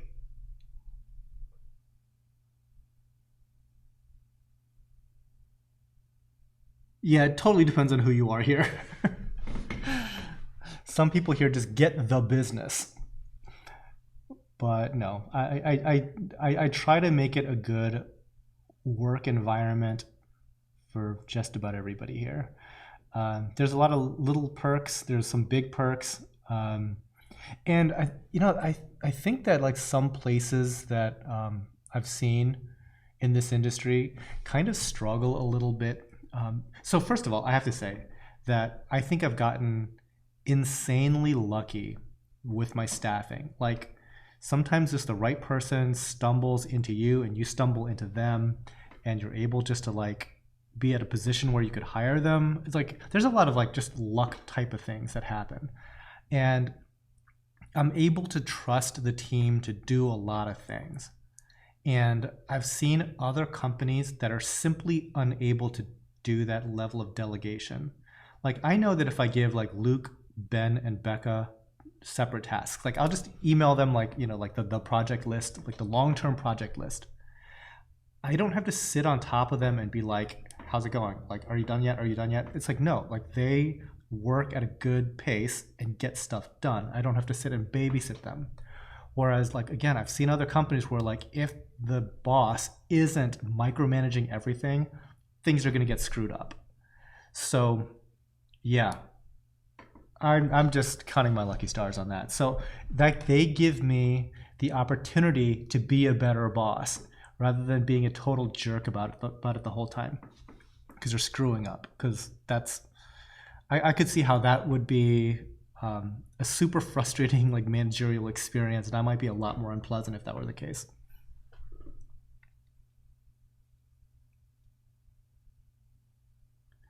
Let's see. Jessica J. Has Modelo had a negative impact on shipping corals from TG? We talked about this a little bit earlier. No, absolutely not. It's really weird. But no, the only times is when like UPS screws up something that they would have screwed up anyways at a different time. Like the example that I used was they missorted it at the warehouse, so it didn't get shipped on time. Like it just stuck there at the airport facility or something like that, or stuck at a warehouse for an additional 24 hours. And sometimes the corals still arrive okay. Sometimes they don't, and we take care of it. But yeah, I mean that they would have messed that up if they were going to make that mistake, they would have made that mistake last year, the year before that, the year before that. It's just straight up negligence. Yeah, completely unrelated to any like ongoing world issues right now. So no, it's so uncommon, but we haven't noticed anything like that. 2 Please has gotta go. All right, thank you so much, Jeremy. See you later. S2 Minute, UPS delivers on Saturday. They do deliver on Saturday. It is an additional cost though. It's I think it's an additional $15. So you have to like sign up for the shipping module for that. Tattoo Dancer, clams are iridescent, right? Yes, they are. Do they glow in heavy blues? No, not really. They do not. They look cool. I mean, some things look like nothing under blue light. They do look cool, but it's not like, I don't think they really, well, they do fluoresce a little, don't they? Like Maxima clams, they do fluoresce. But I think that the cool aspect of clams is to look at them at different angles under more like daylight coloration. Daylight to like maybe like between 10 and 15K, that type of Kelvin rating.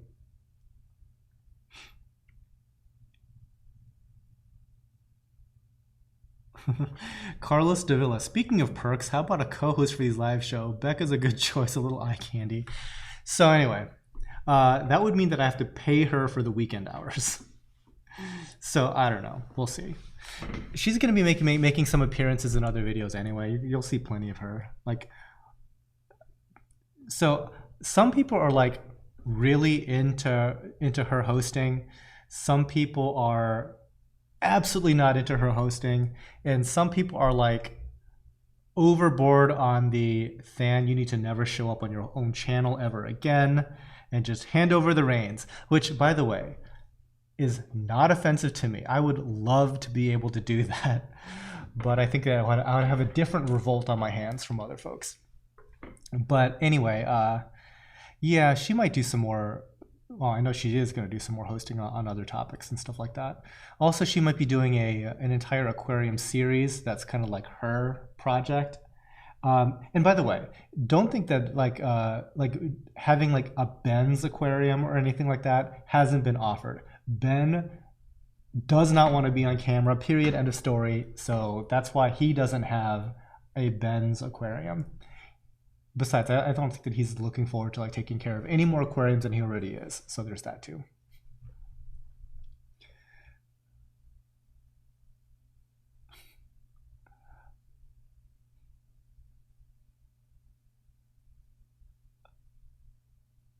I missed the context of the to sit with your cats, you mean? I don't know what the context is, but it's probably true. Let's see. Rosie and Hoppy's dream. I don't have a tank. Between Tidal Gardens and BRS, I'm definitely learning and know I will be successful because both of you are outstanding commitment to pass your knowledge. Thank you. Well, thank you. Yeah, BRS does like a really good job, and yeah, like if you want to learn about any number of topics, there's probably no better place to get info, at least on the YouTube scene, right? And it's hard to be like YouTube educators.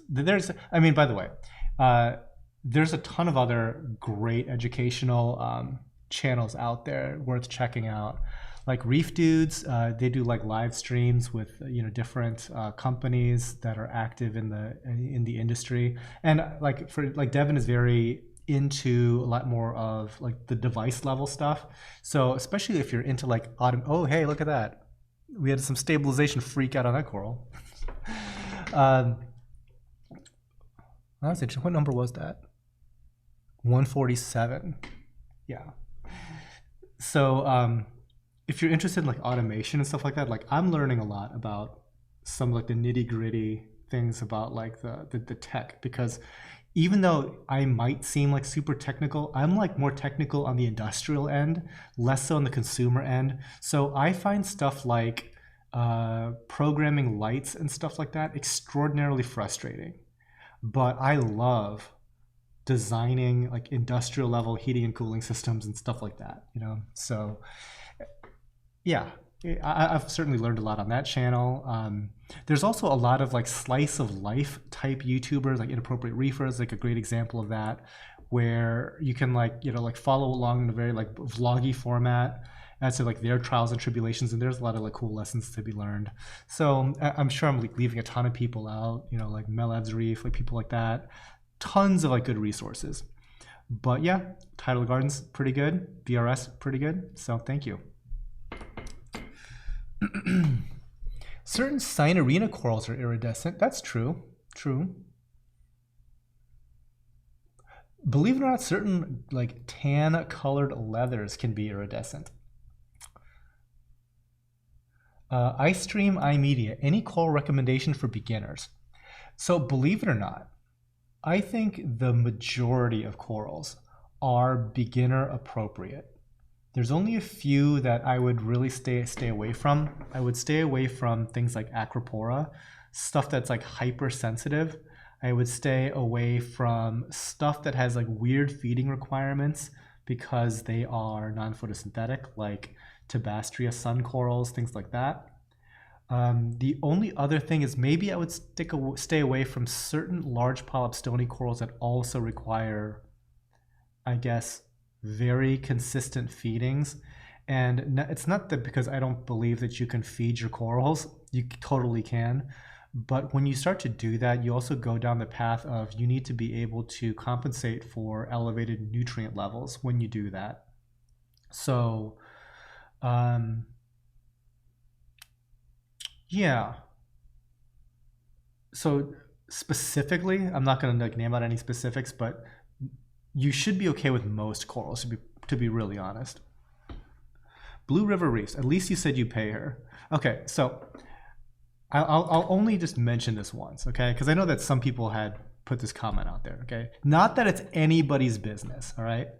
But there is no such thing as an unpaid intern at Tidal Gardens, okay? Because we want the best talent. And the people that go to universities and are in any type of college program that want to do internships, they have the choice between different internships. And you'd better believe that the really good ones don't really want the ones that don't pay. Imagine that, right? So it's like not good enough it's college credit. It's like I got choices. Like I would, it's like if you had to choose between a paid or unpaid internship, pick. What's about to happen, right? So anyway, like there's a lot of comments about like, oh, like this person is like he's just taking advantage of free college labor. I totally could. There are such things as unpaid internships elsewhere, but that's not how Tidal Gardens operates at all. We get paid here.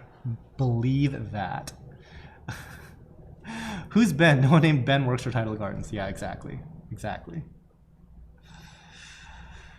Let's see. Marcus Aurelius 187. I saw your reef face masks the other day. I couldn't help but laugh a little. Yeah. So, by the way, those reef face masks are handmade by Ben's mom.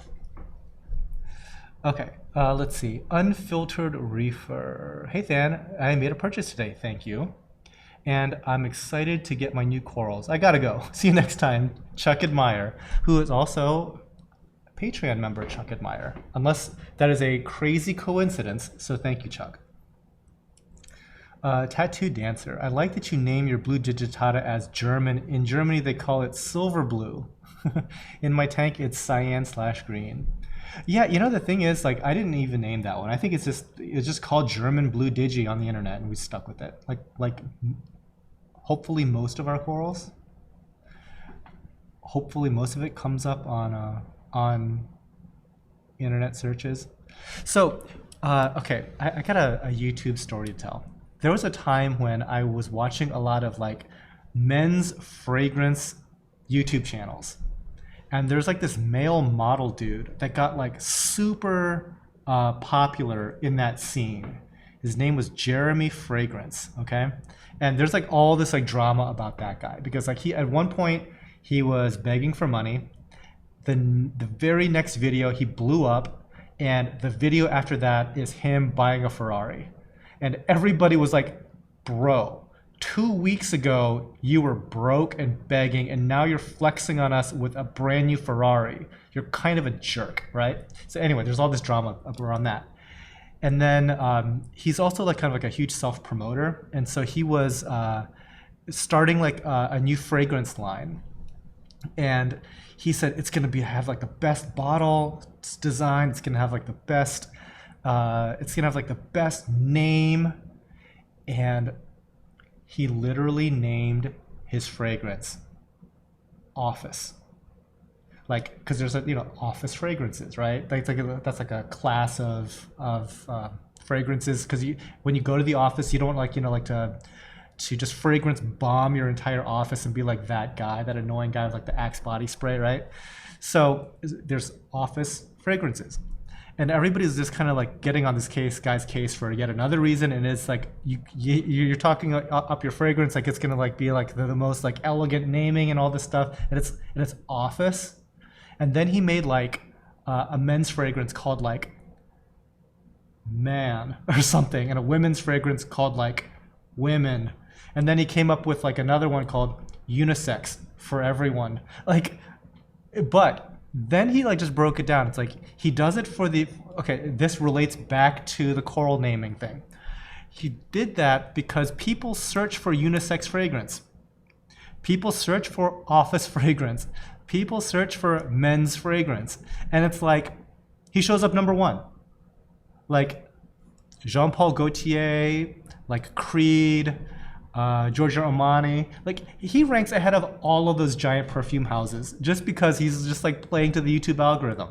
You type in men's fragrance, it's freaking his label that shows up first. So anyway, I try to name corals what other people name corals so that hopefully when it's on my website, it shows up. Anyway, a little bit of an aside there, but I got a little chuckle out of that. Oh.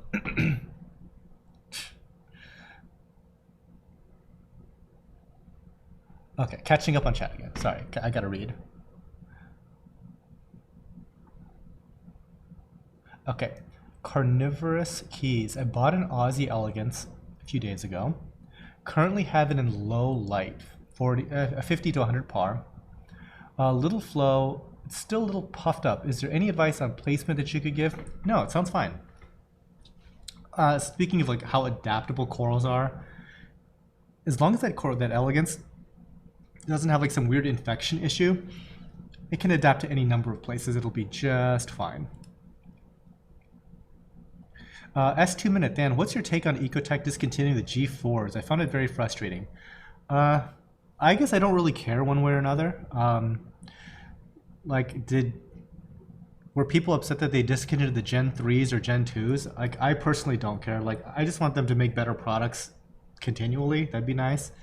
Okay, so I don't know, but is there like a price jump between Gen 4s and Gen 5s? Like, I know that it was like a pretty substantial change, because I mean, I think that if like somehow Gen 4s were more affordable or something, I could kind of see some annoyance to that, but I don't know. Like, I think it's probably fine. Or is there like something wrong with the Gen 5? I haven't personally ever used it.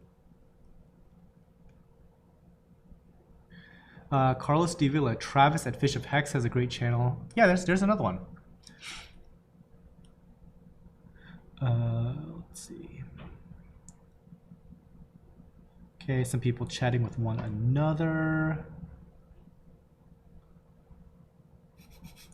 Marcus Aurelius 187. I figured your mom made them, but someone's mom did. Yeah, there you go. Yeah, and so like Ben's mom is a nurse, so she is providing those free of charge to her coworkers and people like that in the healthcare industry. So basically like all the money that's being generated off of those masks goes to that, I think. To be perfectly honest, I don't even know the deals of whatever collab that we agreed to on that. I don't know if we're getting any money from that, but whatever. It's going towards funding her making more for people that work at the hospital. Wayne Rock, fans wearing a hoodie. Is this the wrong place? No. I am Mr. Self-Promotion, okay? You can also get a Tidal Gardens hoodie. So if you want to join the Tidal Gardens University, there you go. Very stylish. Becca put this design together, so props to her. Get that merch. You know, actually, we've been making a lot of pretty good merch sales lately. I mean, pretty good meaning like 5s, 10s of t-shirts being sold, which is like good for us. Because I don't promote, like, I don't wear my merch all the time. This is probably the first time you've ever seen me wear my own merch, right? And everybody else doesn't want to be on camera. So basically it comes down to like me or Becca. And you know, like 90% of the time, I'm not going to be doing this. Like, this is it. This is it for the year, guys. This is my self-promotion for the year. But I really do like this sweatshirt for real. It's not a sweatshirt, my bad, it's a hoodie. And by the way, if you do decide to buy this, get a size larger than what you would normally wear. Like, this is a large. It's pretty tight on me. And I'm not fatter than usual right now. I should have gotten an extra large. So yeah, just sizing caveat, a little larger.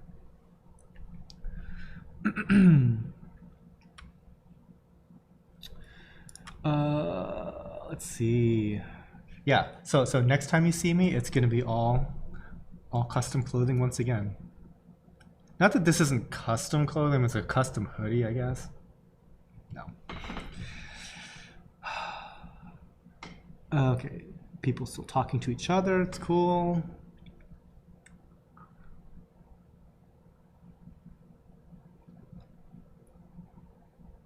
Okay, Than, have you thought of how many times you've spilled pellet food? Not really. We basically feed everything with a turkey baster these days.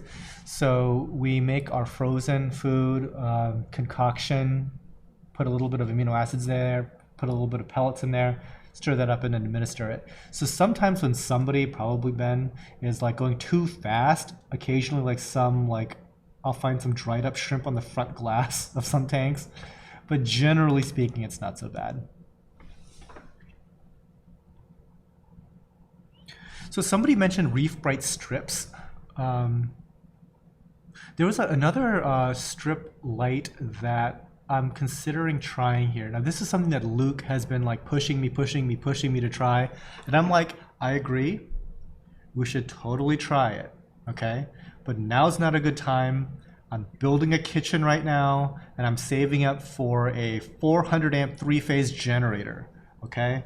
Which might cost, I don't know, as much as my car. So right now is not that really the time. We have working lights, and until they all die, I kind of want to like back off of that, but I digress.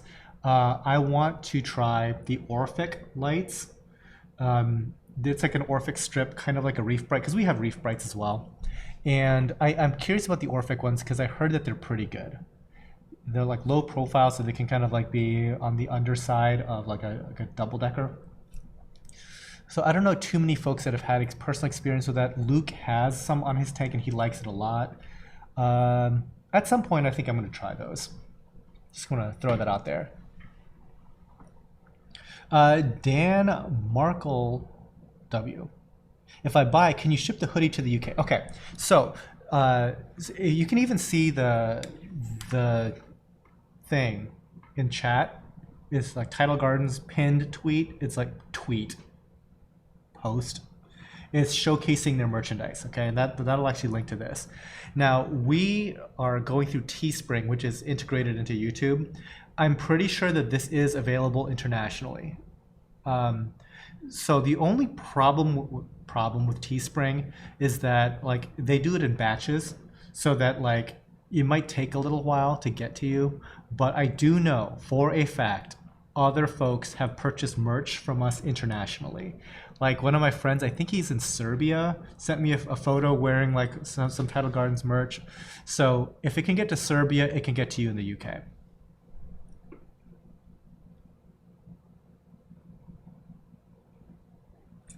Than needs a Tidal Gardens pocket square. Yeah, that's true. That is true.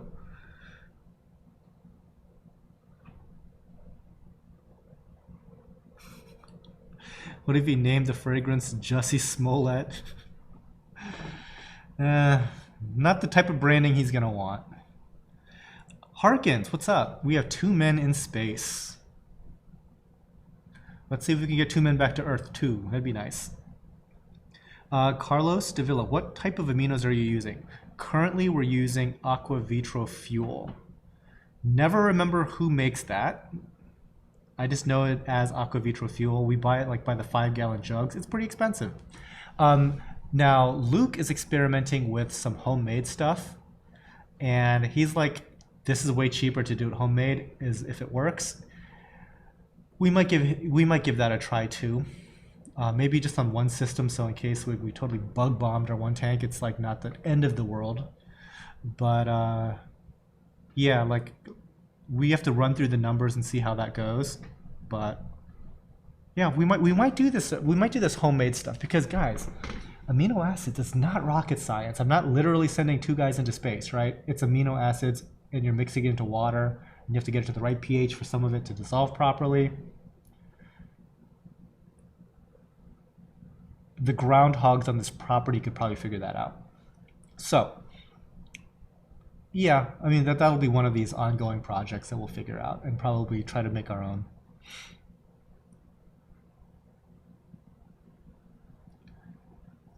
Greg Reefboy, Than, can you tell me who made your new frag acrylic holding tanks? I would like to purchase 1 or 2. Okay, so so my quarantine tanks, if that's what you're talking about, that are acrylic, are made by a local company here called Aquacrylic, and the retail store is called Aquatica, and they're located in Valley City. That the guy there that does the acrylic fabrication, the owner Steve, long time experience making acrylic tanks. I wanted him to make my next set of glass tanks, but he is like too busy to do anything for me. So reach out to him, but I've already been turned down for my own projects, but maybe my projects are a little bit more involved. So as far as the glass tanks that I had built, those are done by Reef Savvy down in Miami. And you'd better be willing to wait for those because it took me a long time for me to get mine.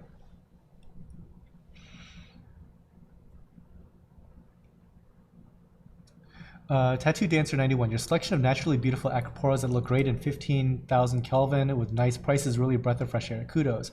Thank you. We have some premium macros too that are at higher price points as well. But for the live show, I know that people like to shop around for like some of the more budget-friendly things. So I'm glad you like them. German Blue Monty has been around a long time. Was called that 20 years ago when I got in the hobby. There you go. The OR2 Blue Plus are great. I have two. OR2s. Is that the Orphic light? It might be.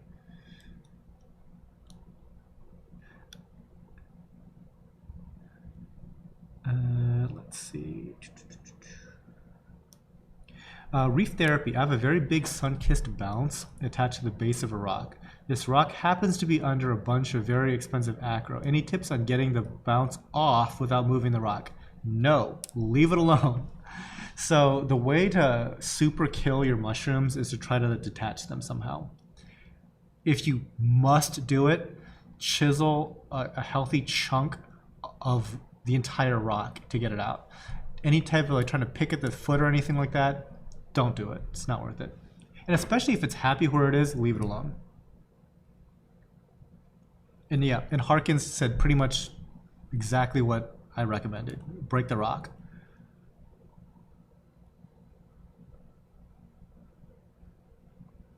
Any tips on removing a large... Oh, same thing.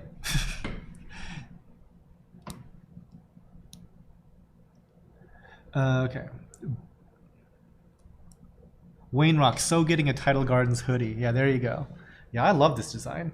This is of all the swag, this is my favorite bit of swag. And it's actually comfy too. Like there's like this inner liner material thing, and it's like super soft and comfy. Sell that merch, right? Yeah. No, seriously, it is very comfy. But just size it up, because I haven't even washed it yet. If this thing shrinks at all, it's gonna be like, you know, my belly button's gonna be showing. So bigger sizes, people. Blue River Reefs. I'm gonna dry it out and cycle it myself. Okay. Rocks. All right. Yeah, so he's found a site that sells amino acids in bulk and used the video on amino acids to pick. So I guess like my thing that I'm worried about as far as like picking amino acids goes is that I think that there's a little bit of chemistry to it, because I heard that like one of them needs to be mixed in with a little bit of soda ash to elevate the pH in order for it to dissolve nicely. So there's that. ATF in the house. Is there a place to see those details? How about size of corals? You usually use 3/4 1-inch plugs.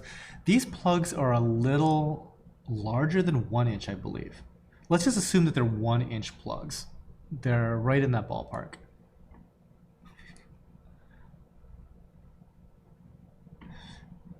Tech Gear Talk. If that thing shrinks at all, I'm getting a new TG hoodie. Dude, I don't know. I think that like my mom is gonna get a new TG hoodie if this thing shrinks at all. It's pretty small. Albert got 2 items from the live sale, 82 and 88. Congratulations. Wait, 82 and 88. One of those is a tricolor Scully? You sure about that, buddy? I thought we only had one. You know what? I need to check my price list. You know what? I'm gonna take your word for it. I don't know. I don't know. I didn't pick it. Yeah, interesting. Let's see. Marcus Aurelius, only about 4 to 5 grams of most of those amino acids are soluble in water. Interesting. Blue River Reefs. The guy I bought it from had it cycling in a brute, but I feel... Okay. Don't know about that conversation. Luke Schnabel. What is up, everyone? I'm super late. Yeah, you're super late. It's the show's almost over, Luke.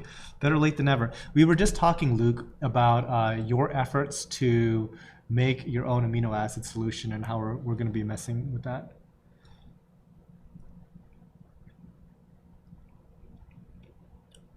Maybe he meant 188? No, 188 is definitely a green pipe organ. I don't know. Let's see. Recently made my first Tidal Gardens order and it was an awesome experience. Thank you. Well, thank you, LW. Appreciate that. You know, anytime people like make unboxing videos and stuff like that, or give me like feedback, it's super helpful, because once it leaves here, it's like I don't know what's going on, so I don't know like how to improve our shipping and everything. So we're always on the lookout for ways to improve. By the way, so one of our recent customers bought like the 50 mega box and gave his like his thoughts and opinions on that, and he showed like how everything arrived, which is super helpful, right? We bag staple our corals, and now that we have like 2 buildings, and I want to be able to have more people help pack when it comes to time to pack, that we need more bag staplers. Okay, now these bag staplers are made by a company called Tidal, and they do like industrial meat packing and stuff like that. Okay, meaning they have to be FDA approved, meaning they can charge whatever the heck they want for these flippin' staplers. Okay, they're staplers. All right. Anyway, back in the day, they were wholesaling for $850, retailing for $1,400, and that was outrageously, stupidly expensive. Okay, but it's this FDA stainless steel bag stapler. And this isn't even the automated ones that are like pneumatic. This is a hand lever one. I'm gonna guess that the pneumatic automatic ones that even cut the bags and everything are like, who knows how much. But times have changed. Guess how much they're asking now for one of these bag staplers? Wild guess, I'll wait. If you guessed $4,500, that's what bag staplers are going for now. Bag staplers, stainless steel block of like milled whatever. Okay,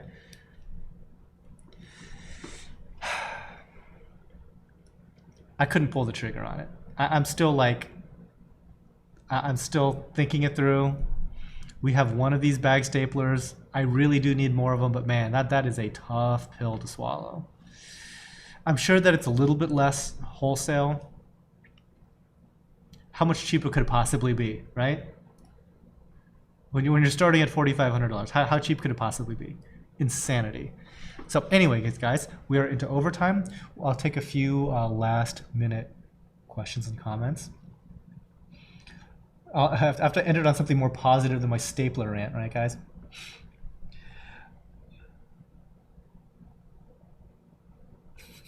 Wayne Rock, my son heard you say my name and now he thinks I'm special. Thanks, Dan. Well, there you go, Wayne.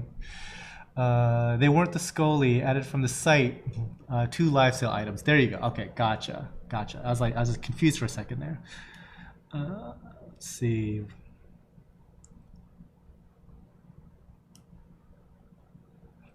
Sean Clark, it's okay. I made it. Let's get started. We're just ending. It's okay though. You can rewatch this whole thing. And for those that are new, the sale itself on our website goes on until Tuesday, so you have plenty of time to pick over the stuff that has not gone through. Harkins says 1,400 wholesale. If you can get it for me for 1,400 wholesale, we should talk, because I can't get it for 1,400 wholesale. Not even close, in fact. So there's that. But yeah, hit me up. Again, tip or tie bag stapler. If you can get me into the 1,400 range, we can talk. Or maybe, was that just your guess? Maybe it was your guess. I don't know. I was like, maybe I was like too excited and I thought like you got the hookup or something. But no, that's just flippin' bonkers.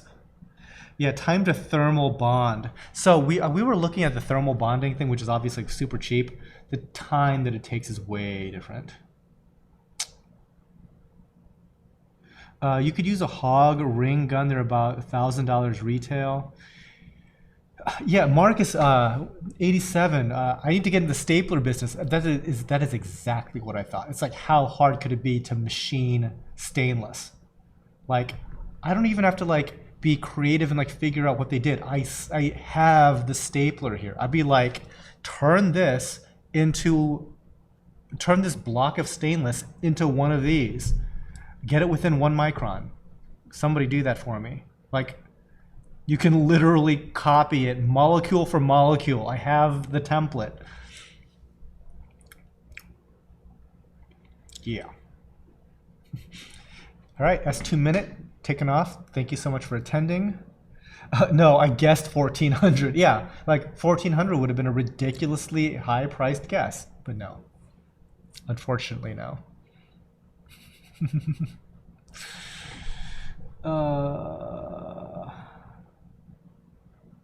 LW, regarding the first order that I made, the neon green stylo were beautiful from the start.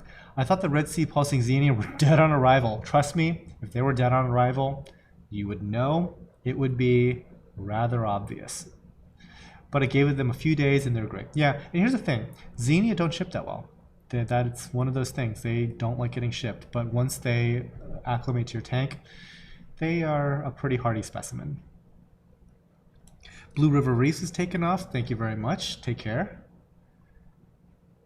Why not sand cast one? I don't know what I'm doing. Okay, Luke's taken off. Luke, I'll see you Monday. Take care, bro. You know what? I didn't take... Okay, actually, guys, overtime's over. I need to mow my grass before it starts raining again. So again, thank you guys so much for attending. I'll give the quick shout out to the Patreon folks once again. Toby Robinson, Bill Russell, Jeremy Altman, Dave Davis, Kendra Ransom, Rebecca Hull, Alyssa, Miguel Pires, Scotty D, Rigoberto Rodriguez, Thomas Tarrant, Keith Singer, Skylar Korn, Sana Nomine, Puddle Aquatics, Amy Bruner, Juanita Thralkeld, Tim Garner, Harkins, thanks again, Diane Rishworth, Zara McIntosh, Brandy Camp, Gwen Nicodemus, Lisa Clow, Christopher Frame, Ernest Wallace Jr., The Classroom Reef, Chuck Admire, Jean A. Van Voorst, Rico's Aquariums, Christopher H. Curry, Alan Jackson, Kevin Cortez. Oh my gosh, this list. Thank you all guys all so much. Trevor Joseph Overbeck, Ryan Kern, and Deidre Zuener, the first YouTube member. So anyways, guys, thank you all. Enjoy your weekends. And we are out of here. Lawn mowing time. Bye, guys.